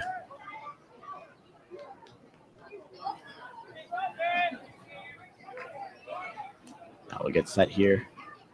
Jasky's 75th pitch of the ball game. Swung on and missed for strike 3. Jasky's 9th strikeout of the ball game as he records 2 more in that inning. We're through 6 here at Ray Fisher Stadium. Oliver Jasky throwing a gem, keeping the Wolverines ahead by a score of 1-0 over the Ohio State Buckeyes. You're listening to the official student radio broadcast of Michigan baseball here on WCBN Sports.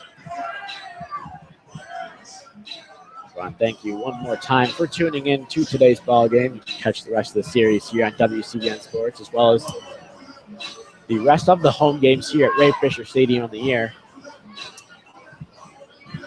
And hopefully with a bit of luck and some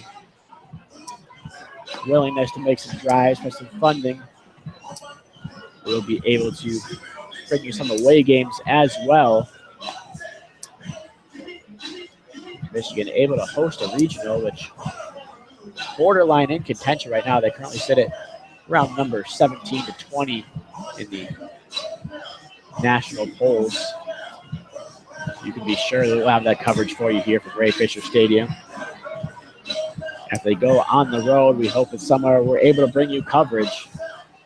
It's a fun team to watch so far this year. If you haven't come out to Ray Fisher Stadium to watch yet this season, highly recommended. As I said, big crowds expected this weekend. A bit sparse here, given the cold weather. Tomorrow's supposed to be a little bit nicer, and then Sunday's supposed to be absolutely gorgeous. Or the park will be packed rather, on Social Media Day here at Ray Fisher Stadium. So it'll be Drew Lugbauer leading things off here in the 6th inning against Jake Post, still in there, sitting at 90 pitches. The first pitch to Drew Lugbauer, big swing and a miss there of the powerful Wolverine left-handed hitter. The count now 1 ball, or rather no balls, and 1 strike. Post now winds up in the 0-1 pitch. Another big swing and a miss from Lugbauer. A couple pitches low and in. Lugbauer getting very anxious, thinking he could do some damage with that. We've seen him do damage several times this season on those pitches, which kind of naturally come into that left-handed swing. That he's down 0-2 in the count here. And this one he rips towards right field, but right at the right fielder can zone. When I say right at, I mean he literally moved 1 step and was in position to grab that ball. So a stinger of a line drive from Lugbauer. Nothing to show for it though. That goes for out number 1 here in the 6th inning. That will bring up the right fielder, Jonathan Engelman. Engelman so far on the day 0 for 2. Grounded into a fielder's choice back in the 1st. Tapped out to 1st back in the 3rd. So a fielder's choice to 3rd in the 1st. And he hit it over to 1st in the 3rd. Here in the 6th, he takes the first pitch he sees from Post for a strike 0-1. Post really settling in now. Gave up some base runners early on. Only base runner he's allowed since a leadoff single in the 3rd has been on a hit by pitch. This one is tapped towards 3rd. The third baseman, Cherry, makes the play on a long hop. Fires over to 1st to record the out. And there are now 2 gone here in the 6th inning. Bringing up the second baseman, Jimmy Kerr, rather. Getting a bit ahead of myself here. Johnny Slater, a couple batters later. It is Jimmy Kerr stepping up to the plate. Of course, it was John Kerr, Jimmy's grandfather, playing baseball here back from 1960 to 1962, as well as his father, Derek, playing 1983 to 1986. A 3rd-generation Wolverine here. Takes the first pitch for a ball. The second pitch misses low as well for ball 2. So it is Jimmy Kerr at the plate. Ahead in the count 2-0. So far on the day 0 for 2. Grounded out to 1st and struck out looking in his first 2 trips to the plate. 2-0 pitch here misses well outside for ball 3. Runs the count to 3 balls and no strikes. Kerr filling in for Akeo Thomas as he still recovers from his injury. It's the 3-0 pitch. This one catches the outside corner for a strike as Kerr was taking all the way. Count now 3-1. Post so far on the day doing a really great job working back when he's falling behind 2-0, 3-0 in the counts. Able to get back into them. Not able to get back into this one, though, as he misses low and in for ball 4, and Jimmy Kerr sprints down to first base. The Wolverines have a runner on here with 2 gone in the 6th. That'll bring up the designated hitter, Nick Poirier.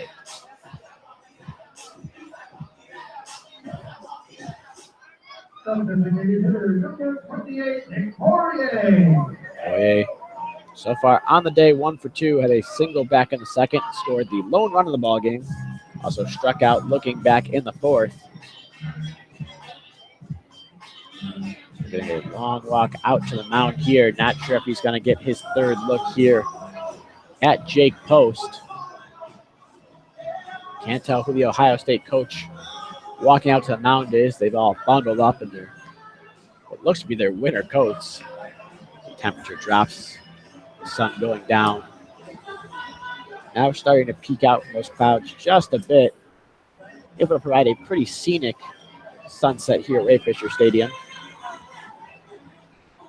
Of course, we got the view of Alumni Field over the left center field wall.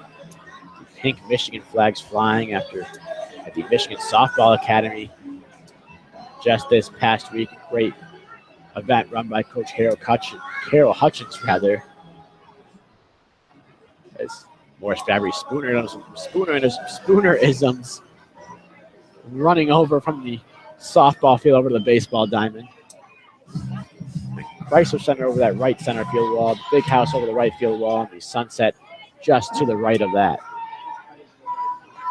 So after the meeting, it will be Jake Post here facing Nick Poirier for the 3rd time in the ballgame. Poirier lines this one down the left field line. Fair. That one's going to get into the corner. Kerr round 2nd.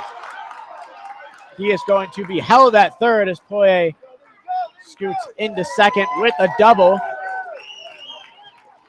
So a little bit of 2-out rally getting started here by the Wolverines. Runners on 2nd and 3rd. Bringing up the center fielder, Johnny Slater. Nice piece of hitting there by Poirier. Went with the first pitch he saw in the outside corner. Put it in that left field corner. Murray did a nice job of fielding in that left field corner, getting it back in quickly. Kerr, not sure if he spun his wheels a bit coming around that second base bag. He slowed down just a beat. Might have had a chance to score. Ended up being held by third base coach Mitch Schnabel, which was the right call in my opinion. The relay throw came in relatively quickly. Rugby head coach Eric Beck is out to talk to his hitter Slater before a big at-bat here in the bottom of the 6th. Michigan leads this game by a score of 1-0. They've got runners on 2nd and 3rd with 2 outs against Jake Post, who has been very good at working out of the little trouble he's gotten in. Oh, yeah, 101 pitches coming into this at-bat with Slater. First pitch to Slater here, bounces in the dirt. Nice stop by Barnwell to prevent a run from scoring, but Slater's ahead in the count now, 1 ball, no strikes. It was Slater driving in the only run of the ball game so far, back in the 2nd with an RBI double off that high brick wall and left. If he hit it just about 5 feet further to the right, he would have had himself a 2-run homer. He's 1 for 2 on the day, and he hits this one foul over the third base stance here and out of play near Yost Ice Arena. The count's going to even up that 1 ball and 1 strike.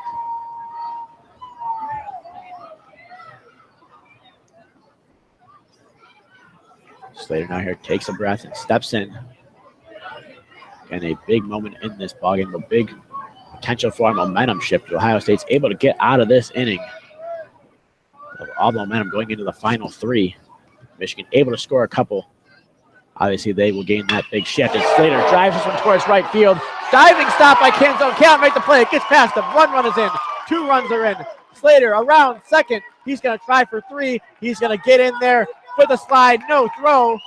And it bounces off of him to actually get to that wall near the Wolverine bullpen. The throw was made really late. Not quite sure why the throw was made at all. Slater was in there with plenty of time. And Johnny Slater drives in a couple more runs. That's ruled an RBI triple off the bat of Johnny Slater into right field. Those are his 39th and 40th, I believe, RBIs on the season. Let me see if I have that correct. It is indeed his 39th and 40th RBIs on the season. He's got all three for the Wolverines today, as the Wolverines now lead 3-0 here in the bottom of the 6th inning. Now Harrison Wenson steps up, takes the first pitch here from Jake Post, still in the ball game. The breaking ball misses inside for a ball, 1-0. So perhaps just a little bit too long leaving Jake Post in. That was his 105th pitch of the ball game that he just threw to Wenson. He a few signs of tiring there after a walk, a double, and a triple. And now misses with the first two pitches to Harrison. Wenson is down in the count 2-0. Up to this point, Jake Post doing a great job. Whatever damage he got into, he really worked himself around it. Only giving up that one run back in the second until this 2 RBI triple here off the bat of Johnny Slater. 2-0 pitch swung on and missed by Wenson. Big swing there. He was trying to make this ball game 5-0.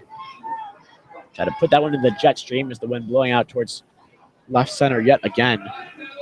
Set down. Now the count runs to 2 balls and 1 strike. Post comes set. Now the 2-1 pitch to Wenson. This one catches the outside corner for a strike. Nice frame there by Barnwell. I think it caught the plate regardless of whether he framed it or not. Nonetheless, hell of that extra beat to make sure he got the call from home plate umpire David Ewell, who has been pretty solid behind the plate so far in the ball game today. Count now 2-2 on the big Wolverine catcher. Post comes set and the pitch. Fouled back over the press box here and out of play. Count will remain 2-2. Wenson 0 for 1 on the ball game today. Struck out back in the second. Was hit by a pitch just last inning in the 5th. Sits here with a 2-2 count, 2 outs, and a runner on third in the 6th. Another 2-2 pitch here. Swung on and hit high and deep towards left field. Left fielder Murray back at the track. The wall. Gone! Harrison Wenson, 2-run home run. And Michigan has now broken this one open. They now lead by a score of 5-0. What a job there by Harrison Wenson.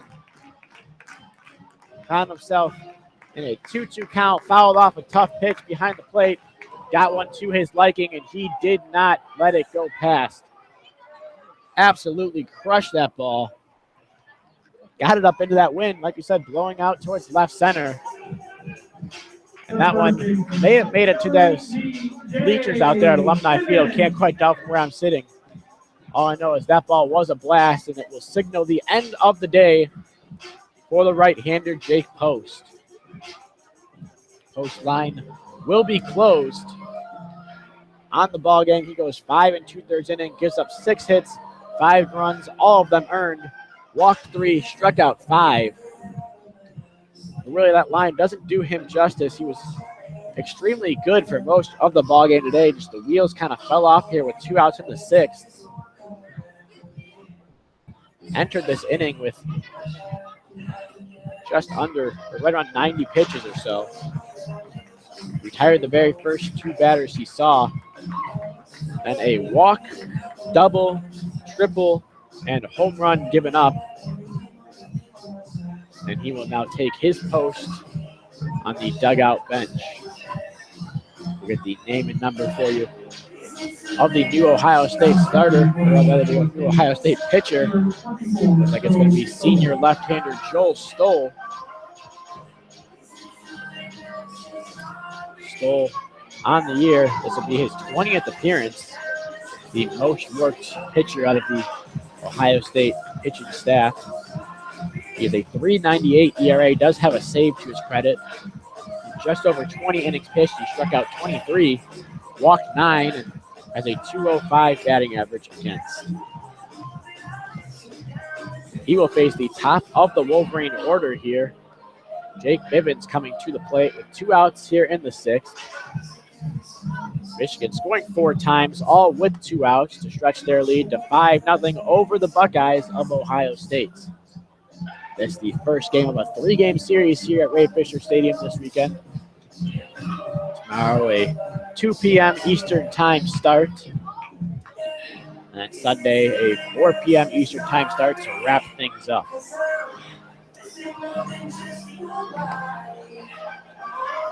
Ohio State looking for Joel Stoll to wrap things up here in the 6th. They just can't seem to get out of it.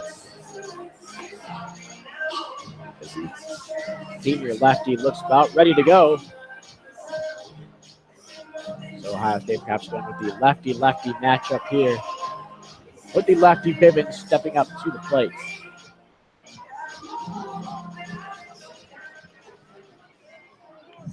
Bivens now taking his place in that left-handed batter's box. 0 for 3 on the day, did reach on a fielder's choice just last inning in the 5th, though. First pitch he sees here from Stoll misses high and away for a ball, and a noticeable uptick in velocity from Post to Stoll. Was much of a finesse pitcher, especially relying on that breaking ball. Stoll firing a fastball, it missed, and that one another fastball. This one is fouled off just over the Wolverine dugout, in and out of the hands of a spectator here. Recovered by a younger fan who triumphantly holds that ball above his head. Has himself a souvenir to take home with him today. Count 1-1 now on the Wolverine leadoff hitter, Jake Bivens. Pitch. This one misses off the outside corner despite a frame job there by Barnwell. The count now 2-1. Bivens crouching low in that left-handed batter's box. Open stance, really on the toe of that front foot. Has to lean out of the way of this one as it misses high and a bit in. Runs the count to 3 balls and 1 strike. You have to imagine this is not the way Ohio State wants to continue things here in the 6th inning. As that one misses high, the check swing, no swing. That'll be ball 4, and Bivens will take his spot over at first base. So the 2-out woes here for Ohio State pitching continue in the inning. 5 straight batters have reached, and it'll be Miles Lewis stepping up to the plate, trying to keep this inning going for the Wolverines. Lewis 1 for 3 on the ball game. Has a fly out in the 1st, a single back in the 3rd, and a ground out to 2nd just last inning in the 5th. This time he hits one high and fouled on the right field line off near the parking lot. This one will bounce into the Ohio State bullpen before bouncing into the parking lot. The count 0-1 on the Wolverine left fielder.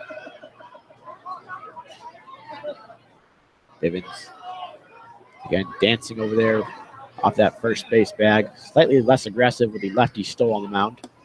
And a big swing and a miss here by Lewis. Pitch moving down and away from him. Great movement on that pitch from Stoll. And now Lewis down in the count 0-2. Stoll looking to finally get out of the inning for Ohio State. Comes set. The 0-2 pitch. Misses off the plate away for ball 1.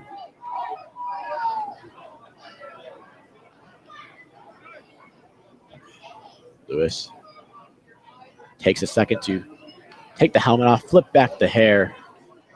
We see him oftentimes when he's chasing down fly balls and left, flip off the hat after to show off the luscious mane he's got under there. The pickoff throw now goes over to first as Bivens scampers back in, standing up. Lewis now stands back into the box, still awaiting the 1-2 pitch. He's going to take a second, though. Looks like something in the eye. Clear it out before Stoll's 1-2 pitch. And it's Bivens over on first, jumping a bit. Trying to distract Stoll. He goes with the pitch. This one is fouled over the Wolverine dugout and bouncing back into the Wolverine dugout off the screen. So we'll do it again here at 1-2. Bivens looked like he timed up Stoll pretty well there. Really harder for a base runner to time up a lefty.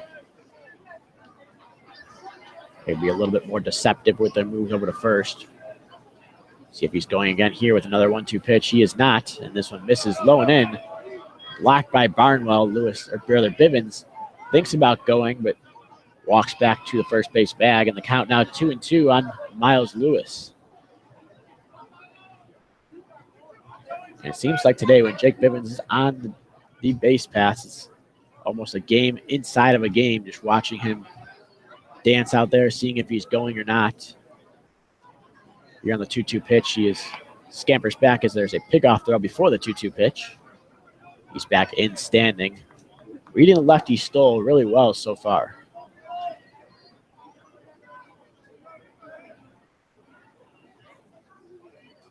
Lewis just trying to keep the inning alive here. 2 outs in the bottom of the 6th. Bivens is off with the pitch. Lewis swings and misses at a ball, dropping low and out of the zone for strike 3. So Ohio State finally able to get out of the inning, but Michigan scores 4 on a 2-run triple by Johnny Slater and a 2-run home run by Harrison Wenson. Through 6 innings here at Ray Fisher Stadium, the score is Michigan 5, Ohio State nothing. You are listening to the official student radio broadcast of Michigan baseball here on WCBN Sports.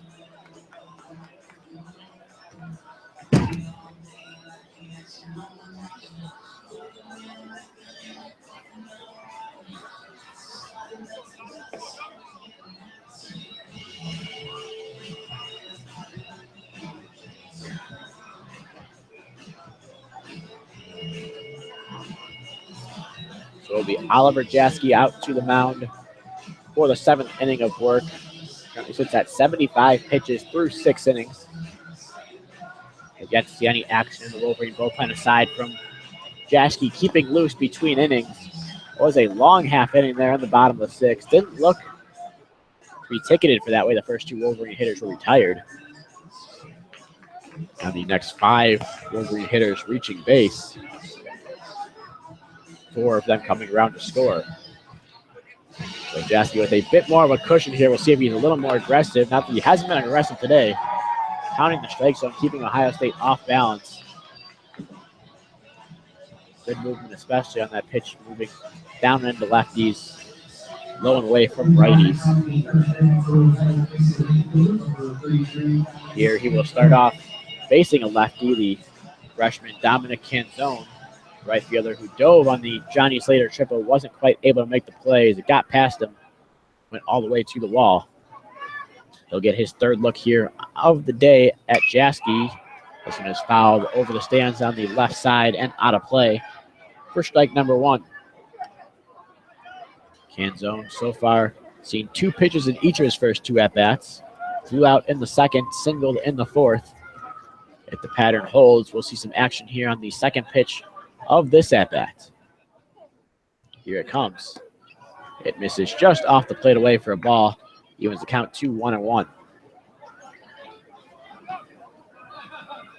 Jaske in a rhythm now, takes a breath in the 1-1 pitch. Big swing and a miss there. Had Canzone out in front of that one. And the count now 1-2.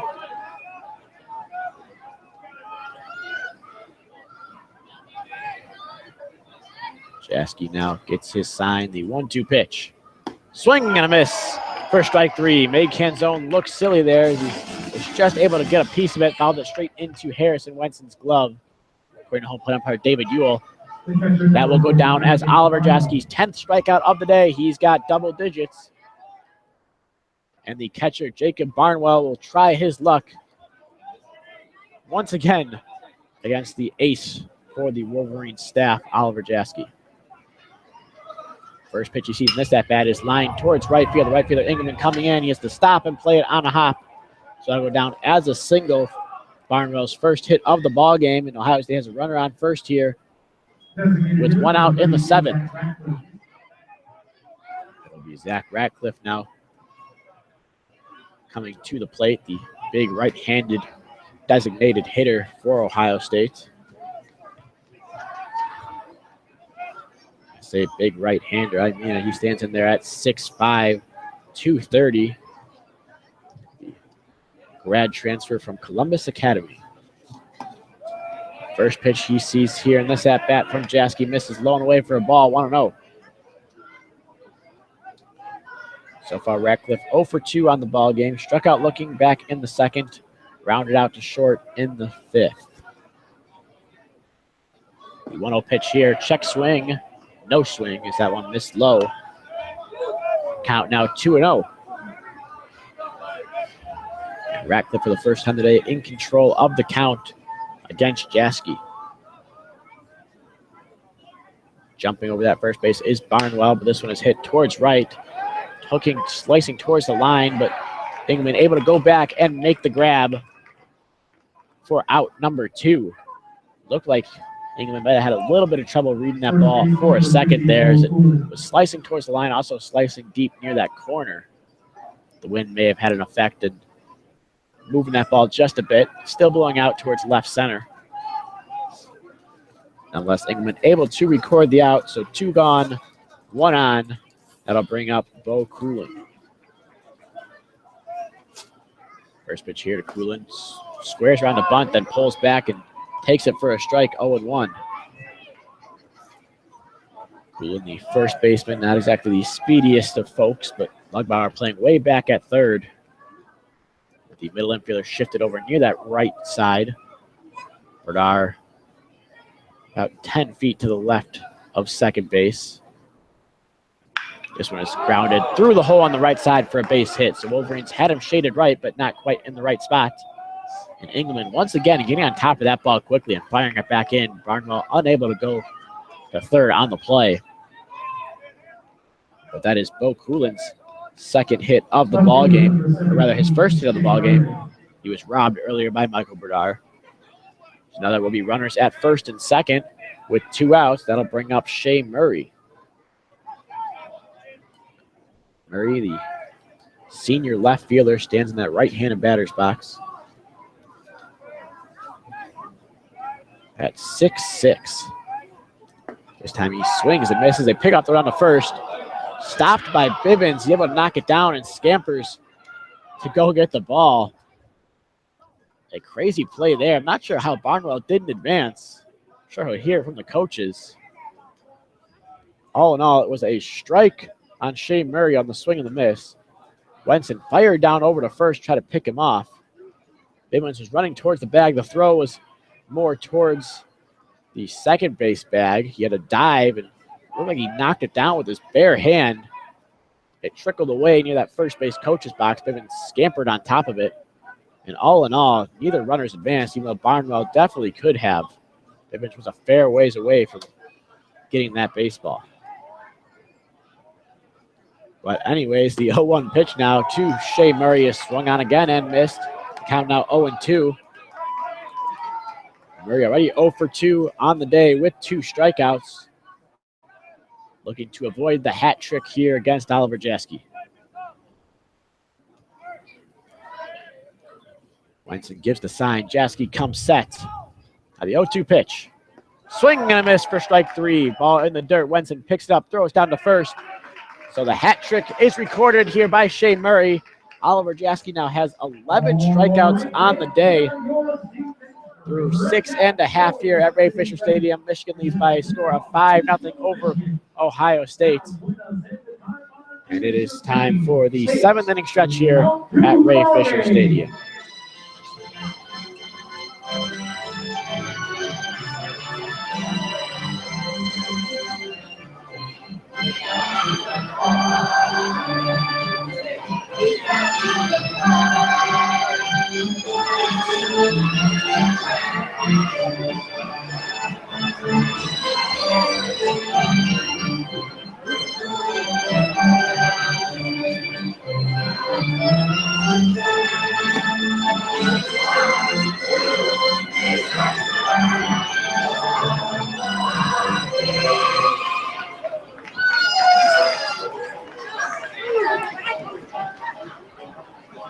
Now pitching for Ohio State, number 30, Austin Woodby. So welcome back inside the booth here at Ray Fisher Stadium. Michigan leading Ohio State by a score of 5-0 here on the WCBN Sports broadcast of Michigan baseball. Another pitching change made here by Ohio State. They're bringing the junior right-hander Austin Woodby. A pretty fine name if you ask me. Woodby so far on the season has appeared in 12 games, started 3 of them with a 2-1 record, a 4.18 ERA, in 23 2/3 innings pitched. He struck out 15, only walked 4 batters. Opponents are hitting .270 against him. So it'll be Woodby taking his chances against the Wolverine lineup that came alive last inning and scored 4 runs, all with 2 outs. Here in the 7th, he'll face the heart of the Wolverine order, 3, 4, and 5 hitters, Michael Berdar, Drew Lugbauer, and Jonathan Engelman.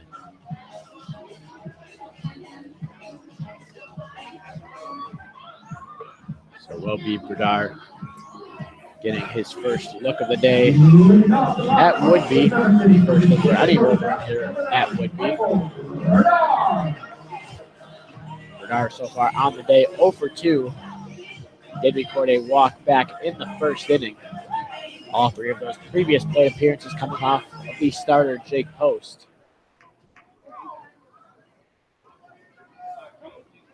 He stands in there, crouches low in that right-handed batter's box. And the first pitch from Woodby is hit high in the air and back over the press box here.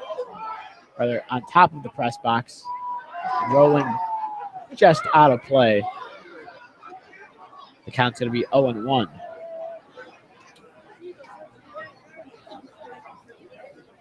Berdar now awaits the 0-1 pitch here from Woodby. It is hit high towards the right side and well out of play into the parking lot. The count will be 0-2 now on Berdar after a couple foul balls. But as you've seen in this ball game today, Berdar not going to go down without a fight. Went down 0-2 and 1-2 in his first couple at bats, resulting in a walk and a ground out. This time does not chase the breaking ball, moving low and away. Count 1-2.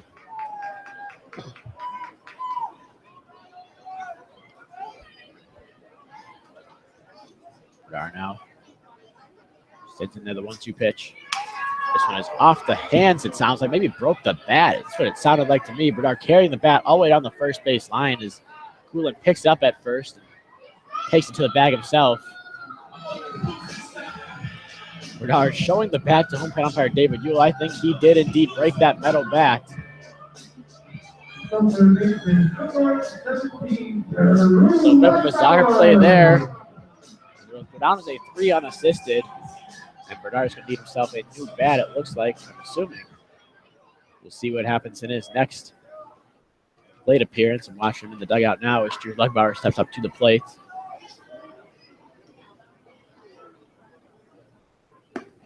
Lugbauer takes the first pitch he sees from Woodby. Low on the inside corner for a strike, 0-1. Looks like Berdar is going to the indoor training facility to perhaps get a new bat. One of the strangest occurrences you'll see at a college baseball game. Lugbauer rips this one through the right side for a base hit into right field. So second straight at bat, Lugbauer has really scalded one this time. He has a base hit to show for it, his first of the ball game. So now there's a runner on first with 1 gone in the inning for right fielder Jonathan Engelman. Engelman, a bit of a rough day so far, 0 for 3. Fielder's choice back in the first, which he bounced over to third. And he bounced it over to first in the third. And then back in the 6th, bounced out to third base yet again. Definitely happy to see Jake Post out of the ball game. First pitch he sees here is hit high and deep towards center, but the center fielder Gant ranges back a few steps and makes the play with plenty of room for out number 2. So 2 gone here, runner on first. That'll bring up the second baseman, Jimmy Kerr. From second baseman, number 15, Jimmy Kerr. at-bat comes just as the sun finally creeps out in full as it's setting over the trees here down the right field side. Shining brightly right into the press box here. Really a beautiful scene to watch the shadows on the field as Kerr takes this one on the outside corner for a strike 0-1. The iconic shots of any baseball park is the sun setting, casting the long shadows across the field like we see here. The 0-1 pitch to Kerr, misses outside for a ball, 1-1.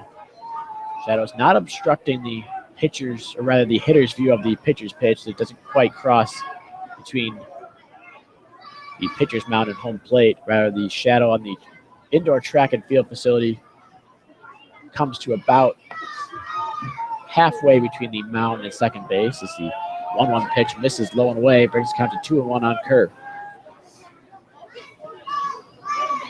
Kerr obviously seeing the ball well in this at-bat as Woodby tries to work him low and away.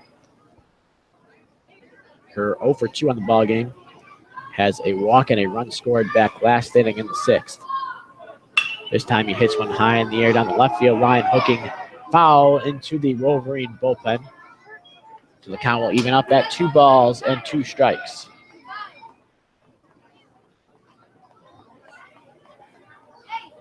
Lugbauer will trot back to first. He was moving on the hit with 2 gone in the inning. Jimmy Kerr trying to keep the inning alive and tack on to Michigan's 5-0 lead. He takes one that misses well outside with the fastball. Now to run the count full, 3-2. Just as Lugbauer is moving on the hit with 2 gone. So they're moving on the pitch now here with a full count and 2 outs in the inning. There he goes, and the payoff pitch bounced towards second. The second baseman, West, ranges over, makes the play for out number 3. So the Wolverines do get a single with 1 out in the inning, but do not score. After 7 innings here at Ray Fisher Stadium, the score, Michigan 5, Ohio State 0. You're listening to the official student radio broadcast of Michigan baseball here on WCBN Sports.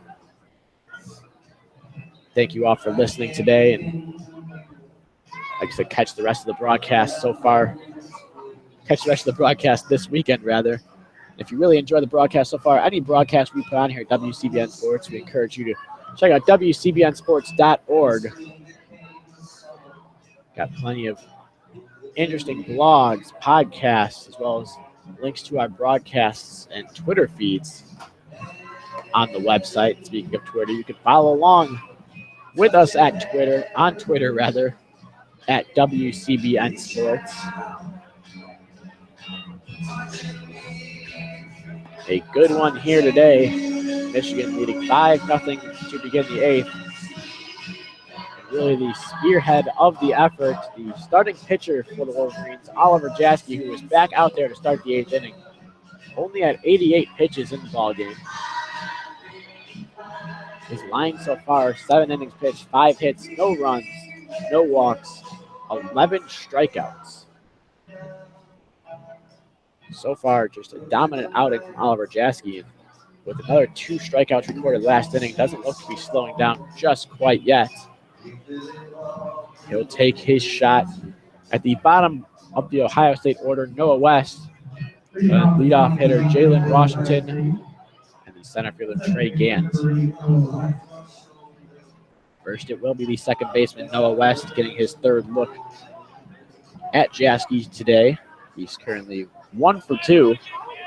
Struck out on 3 pitches back in the 3rd and singled back in the 6th. First pitch in this at-bat is grounded towards 3rd. Going down to Aeneas Lugbauer. He's up with it, makes the throw to first for out number 1. Nice play made there by Drew Lugbauer. Went down to Aeneas to backhand that ball near the line. It was hit hard enough. We had plenty of time to get up and make a strong throw to Bivens at first. 5-3 the putout. And 1 out here on 1 pitch in the 8th inning. That'll bring up Jalen Washington, the shortstop. Washington 0 for 3 on the day. First pitch here is hit high and foul on the right field line. It's going to into the parking lot. Just missing a couple cars parked down over there. So the count will be 0-1. Washington 2 flyouts to center, and last at bat was the play Berdard made, the barehanded stab up the middle. A bunt attempt here by Washington, just trying to get on base any way he can, but he misses at that one. That one just kind of disappeared out of the zone from Jaski. The count now 0-2.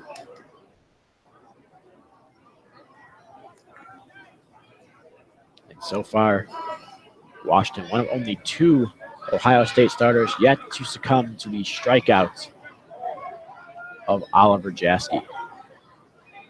The 0-2 pitch here. Swing and a miss for strike 3. What a pitch there by Jaski. Started on the outside corner and just disappeared low and away. Washington flailed at it but could not make contact. Jaski's 12th strikeout of the ball game. He's got a dozen. And that will bring up the center fielder, Trey Gant. Gant, so far on the day, 1 for 3 against Jaski. The one was a single in the 4th. He has struck out in the 1st, struck out back on the 6th, but reached base due to a drop third strike, in which there was an out recorded anyway. This time he swings and misses at the first pitch he sees from Jaski for strike 1.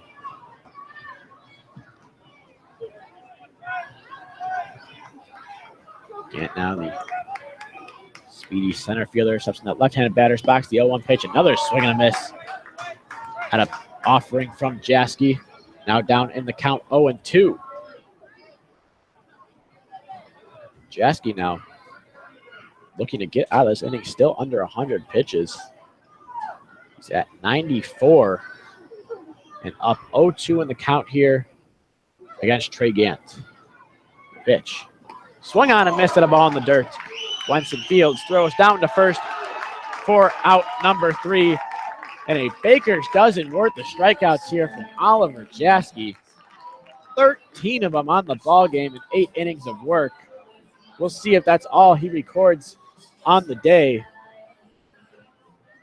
But just a masterful outing so far through 7.5 innings here at Ray Fisher Stadium. Jaski has suffocated Ohio State, and Michigan leads by a score of 5-0. You're listening to WCBN Sports broadcast of Michigan Baseball, the official student radio broadcast for Michigan Baseball. And the way Jaski is pitching, I don't know if he's coming out just quite yet. So far on the season, Jaski yet to have a complete game or a shutout, in line for both of those here if he can convince head coach Eric Bakich to leave him in the ball game for one more inning. There is some action in the Wolverine pen. That suspense will have to wait, though, as first we have business to get to here in the bottom of the 8th inning. It's Austin Woodby still on the mound for Ohio State, ready to begin his 2nd inning of work. They'll face the 7, 8, 9 hitters in the Wolverine order: Nick Poirier, Johnny Slater, and Harrison Wenson. And at face value, think, the bottom 3 of the order should be a nice, easy task. Get out of here, get to the 9th inning. But it's the bottom 3 of the order that have really done the damage today. 4 of the 5 runs scored have come out of these bottom 3. Poirier with 2, Slater with 1, Wenson with 1. And all 5 RBIs coming out of the bottom 3 of the order. Slater with 3, Harrison Wenson with 2. Poirier's been on base a couple times. 2 for 3 so far on the ball game with a single and a double. Getting his first look here at Austin Woodby. He swings and misses at the first pitch for a strike, 0-1. With this 2 for 3 day, Poirier's average up to .316 on the season now. His on-base percentage, .422. The 0-1 pitch, this one misses a bit low there for ball 1. Going to even the count up at 1-1. A fun stat for you. Nick Poirier batting .486 when he leads off an inning. He's doing so here, and he fouls this one off to the left side over the indoor training facility and out of play, and actually bounced back towards the concourse as you have a little bit of scrum there. See, you can come up with a souvenir. Couldn't quite tell who got it. Nonetheless, the action on the field is Nick Poye down on the count 1-2. The pitch from Woodby. Foul over to that left side off the protective padding that guards the area between the Michigan dugout and the Michigan bullpen. So the count will remain on Nick Poye as he was just able to fight that one off and stay alive.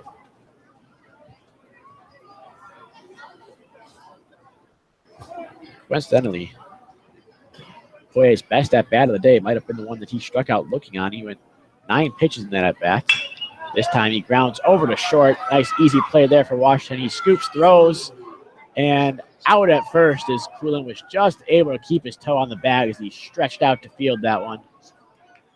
So that'll be out number 1 here in the bottom of the 8th inning. Center fielder, number 25, Johnny Slater. That will bring up the man of the day, Johnny Slater. Slater 2 for 3 on the ball game with a double and a triple, 3 RBIs. He stands in there in the first pitch he sees from Woodby, catches the outside corner for a strike, 0-1. After missing that game at Rutgers last week after a scary collision in the outfield in Game 2 of that 3-game series, Slater responded with an overwhelming "I'm just fine," and there's a single through the right side into right field for Johnny Slater. So if by some chance Michigan is able to bat around, come back to Johnny Slater's spot, he'll have a shot for the cycle. He's got himself a single, double, and triple now in the game. Just needs that home run. And speaking of home runs, Harrison Wenson comes up to the plate. He belted a long 2-run homer back in the 6th inning. His 8th home run of the year drove in RBIs number 32 and 33 on the season. He is now 1 for 2 on the ball game. Looking to do damage here against Austin Woodby now. Swing and a miss on that pitch that was running away. Good movement on that pitch from Woodby, and Wenson's down on the count 0-1. After a swing, Wenson put on that 2-2 pitch last at bat. Tough to fault him for taking a big hack at that first pitch there. Pickoff throw chases Slater back, who wasn't taking a very large lead at first. Worth noting, Slater is 11 for 11 on stolen bases, but doesn't look to be acting too aggressively at first in this inning. Already up 1-0 as he fakes going towards second. This one is fouled off at the plate by Wenson. He'll be down on the count 0-2.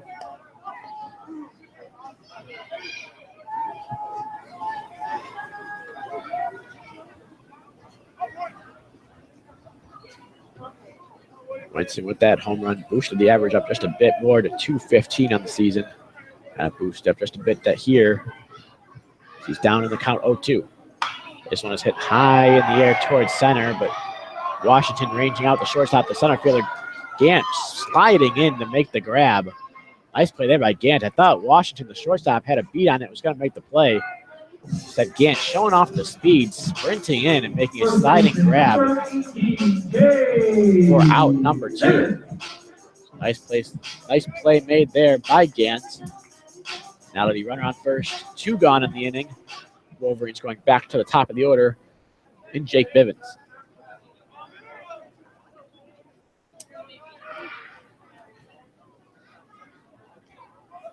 Bivens now watches the first pitch, miss outside for a ball, 1-0. If Bivens should reach base, it will be Miles Lewis coming to the plate. He stands on the on-deck circle. 1-0 pitch here. Catches the outside corner for a strike, 1-1. Bivens so far 0 for 3 on the ball game. Has himself a fly out, foul territory, a strikeout, and reached on a fielder's choice. Also walked back in the 6th. His 5th plate appearance here on the ball game has him at 1-1, and he rips this one down the right field line, but just foul.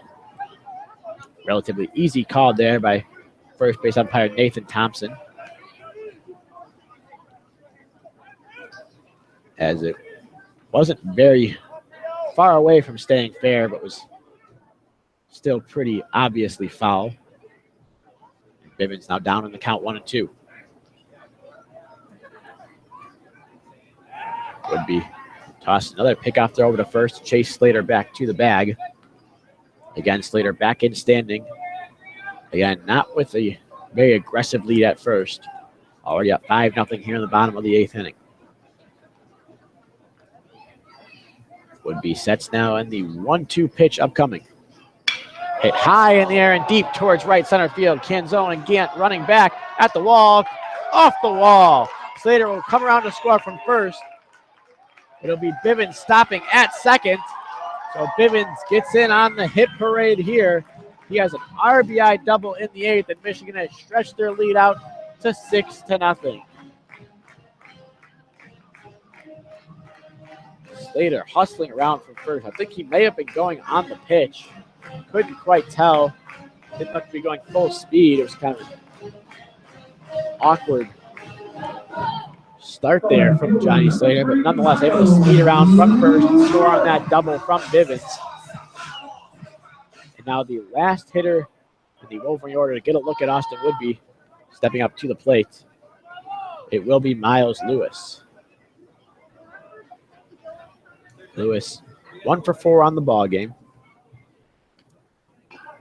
He gives this one about a quarter of a swing, but it does make contact with the bat and tap foul behind the plate. The count 0-1. Lewis's one hit was a single back in the 3rd inning, in which he proceeded to steal his 12th bag of the season. Stands in there, still batting from the left side as he faces the righty Woodby. This one misses off the plate away for a ball, 1-1. So Lewis, the first 4 times he was up, faced the right-handed pitching Jake Post. Missed out on facing the lefty. Or rather, my mistake, he did face the lefty once. He struck out against the lefty Joe Stoll. This time he taps back behind the plate. Brings the count to 1-2.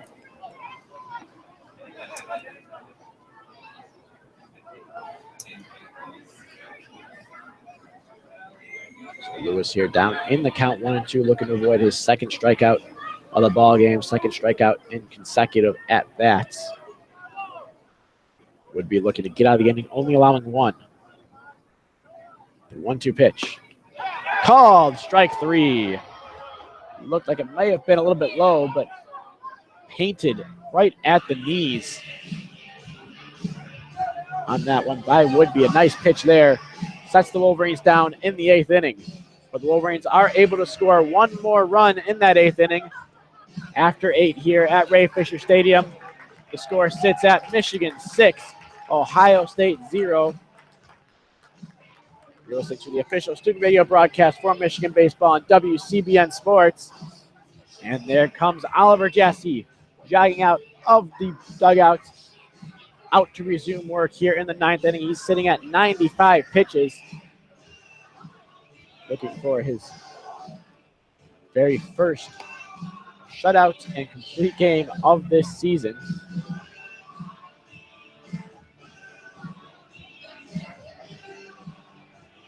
I'll see about this may be the first of his career. We'll check on that for you in just a second.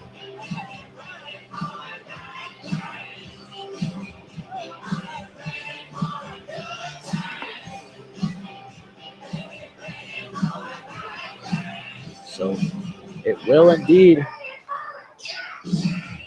be Oliver Jassy here, looking to send the fans home happy, looking for his first career complete game, first career shutout. In order to do so, he'll have to go through the 3, 4, and 5 hitters in the Ohio State order. Brady Cherry, Dominic Canzone, and Jacob Barnwell. So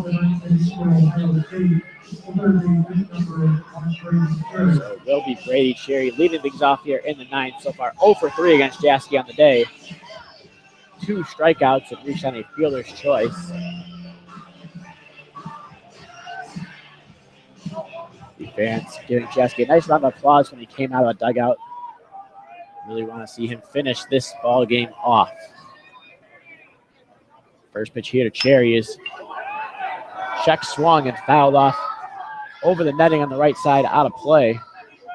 Count now 0-1 on the third baseman for the Buckeyes. The 0-1 pitch from Jeske. On the corner for strike 2. Jeske in command of the count now. 0-2, trying to record his second hat trick of the game. Already struck out Shea Murray 3 times. Looking to do the same here to Brady Cherry. Heading the count 0-2, the pitch. Misses outside. A lot of movement on that pitch. Looked like Jeske was amped up, put a little extra on it. Just missed his spot by a bit. Wenson lunged out to make the grab, and the count now 1-2. Winds and fires. Swing and a miss for strike 3. Jeske with his 14th strikeout of the ball game. Sets Brady Cherry down for the 3rd time today. That's the hat trick there. And now it will bring up the right fielder, Dominic Canzone. This may be the biggest obstacle to Jeske finishing this ball game off. Canzone 1 for 3 so far in the day. A flyout, a single, and a strikeout. 3 times he's seen Jeske. This time a check swing. Doesn't matter. Call the strike anyway. Count now 0-1.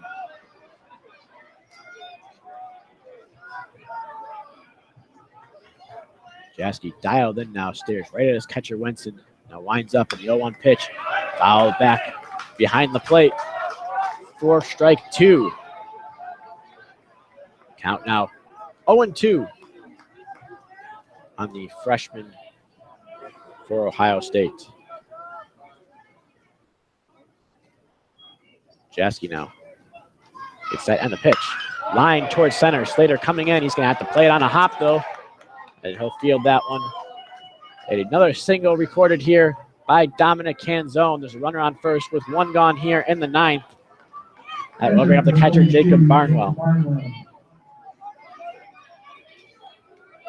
We'll see if Jeske gets a chance to finish out despite the single. It looks like he will. He's currently sitting at 102 pitches on the ball game.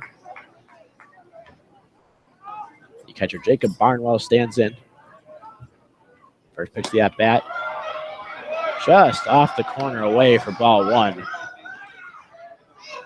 Not sure if Harrison Wenson fooled me up here or that pitch was right on the black, but it looked good from my vantage point. Now the 1-0 pitch misses low for a ball, 2-0. Jeske, after starting the inning, just pounding the strike zone. Now behind on the count, 2-0 here to Barnwell. Barnwell, the right-handed hitting catcher, stands in there. The 2-0 pitch right down the heart of the plate for strike 1. Jeske reared back and fired that one past Barnwell before he even had a chance to decide whether or not to swing. Now sets for a 2-1 pitch. It's on its way. Swung on and hit foul on the right field line and out of play into the parking lot.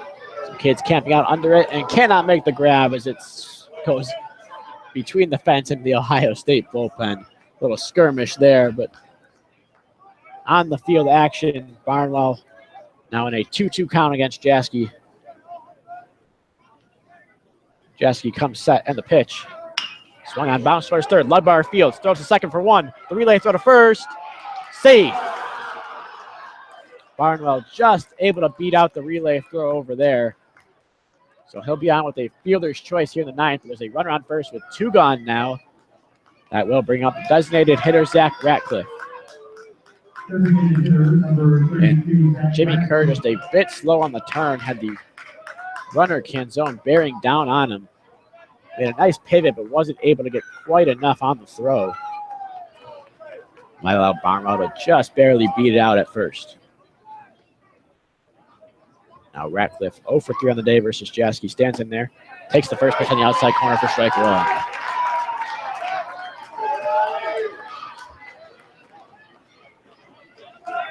Jasky not really paying any attention to Barnwell over there at first. Comes set. 0-1 pitch. Swung on, grounded towards second. Diving stab by Kerr, not able to make the play. So now a couple runners on with 2 outs in the inning as Engelman gets that one in. Runners on first and second. 2 gone. That will bring up Bo Cools. Bo Coolin, rather, the first baseman. Can't read my own numbers or my own writing anymore. As we'll see, Oliver Jasky still looks like it's his inning to try to finish off. Facing the only member of the Ohio State lineup he has yet to strike out today. First pitch just off the corner there to Coolin for ball 1. Jasky again looking to finish off his first career complete game and his first career shutout. Down on the count here, 1-0 against Coolin. The pitch. Just off the outside corner again. Pickoff throw it on the second from Wenson, not in time. Now the count 2-0 on Coolin at the plate. Jasky wants to finish it off. He has to come with a strike here. 111 pitches on the ball game. Next pitch he throws will be number 112. Here it comes. Hit foul on the left field line, net out of play. We'll bring the count to 2-1.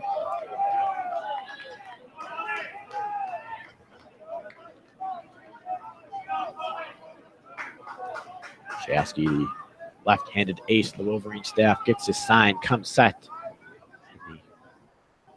2-1 pitch. Misses high and away for a ball, 3-1. And it looked like he hit his spot for the most part there. Wenson set up off the plate away. Wasn't able to get Coolin to chase. Now Coolin in control of the count here, 3-1. Waits the pitch from Jasky. Misses inside for ball 4. Coolin spun out of the way of that one. Now the bases are loaded here, and I'm not sure if Oliver Jasky is going to be the one to finish this ball game off.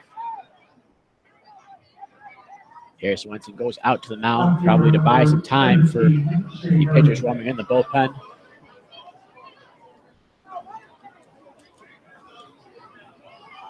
We got the long stroll out to the mound. Doesn't look like it's Eric Brackich. Can't quite tell from up here.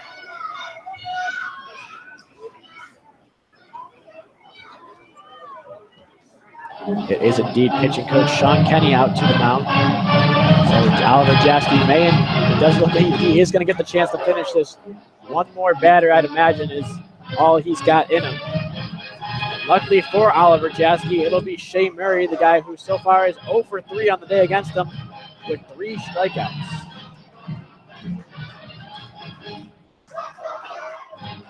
After a brief meeting, commences on the mound. Cheers from the Wolverine faithful, wanting to see Oliver Jasky finish this one out. The first pitch he throws to Shea Murray will be pitch number 115 for him on the ball game. 115 misses just off the plate away, maybe a bit high there for ball 1, 1-0.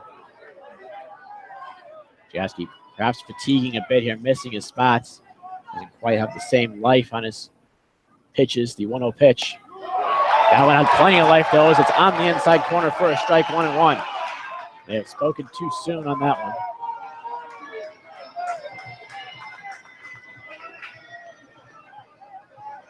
Wenson, senior catcher, gives the signs.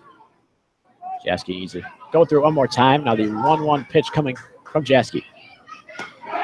In there for strike 2. As the Wolverine crowd coming to their feet here at Ray Fisher Stadium. Oliver Jasky looking to finish off the Buckeyes.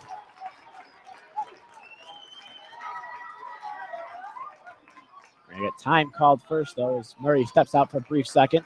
He actually steps up the mound. Now comes set. The 1-2 pitch from Jasky to Murray. grounded towards third. Lugbauer fields, throws over to first. Wild throw, but a tag made by Bivens for out number 3. And I believe the run will not count on that because he did not reach first base. So Oliver Jaske records his first career complete game, his first career shutout here, as the Michigan Wolverines take down the Ohio State Buckeyes by a score of 6-0. Once again, I just cannot say enough here about Oliver Jaske on the mound. His final line, of course, 9 innings of work, gave up 7 hits, no runs, no earned, only 1 walk, the second to last batter he faced, and 14 strikeouts on the day. If not for an eventful 9th inning, that line would have looked even more sparkling than it already does. He will get the win and move to 6-2. It'll be Jake Post taking the loss for the Ohio State Buckeyes. He drops to 1-5. The final line scores: Ohio State, no runs on 7 hits, no errors. Michigan, 6 runs on 9 hits and no errors. I thought about Oliver Jaske on the other side of the ball. It was Johnny Slater really getting most of the damage done. 3 for 4, 3 RBIs, the offensive player of the game. If giving out an MVP for this ballgame, once again, has to be Oliver Jaske. Just a masterful outing. Can't say enough about that. And with that note, we'll leave you here. The brilliance of Oliver Jaske leading Michigan to a 6-0 win here in the first game of this 3-game series. Again, catch WCBN Sports coverage tomorrow at 2 and Sunday at 4. For now, though, I'm Austin Falco. For all of us here at WCBN Sports, thank you for listening. We wish you a good night and a Go Blue.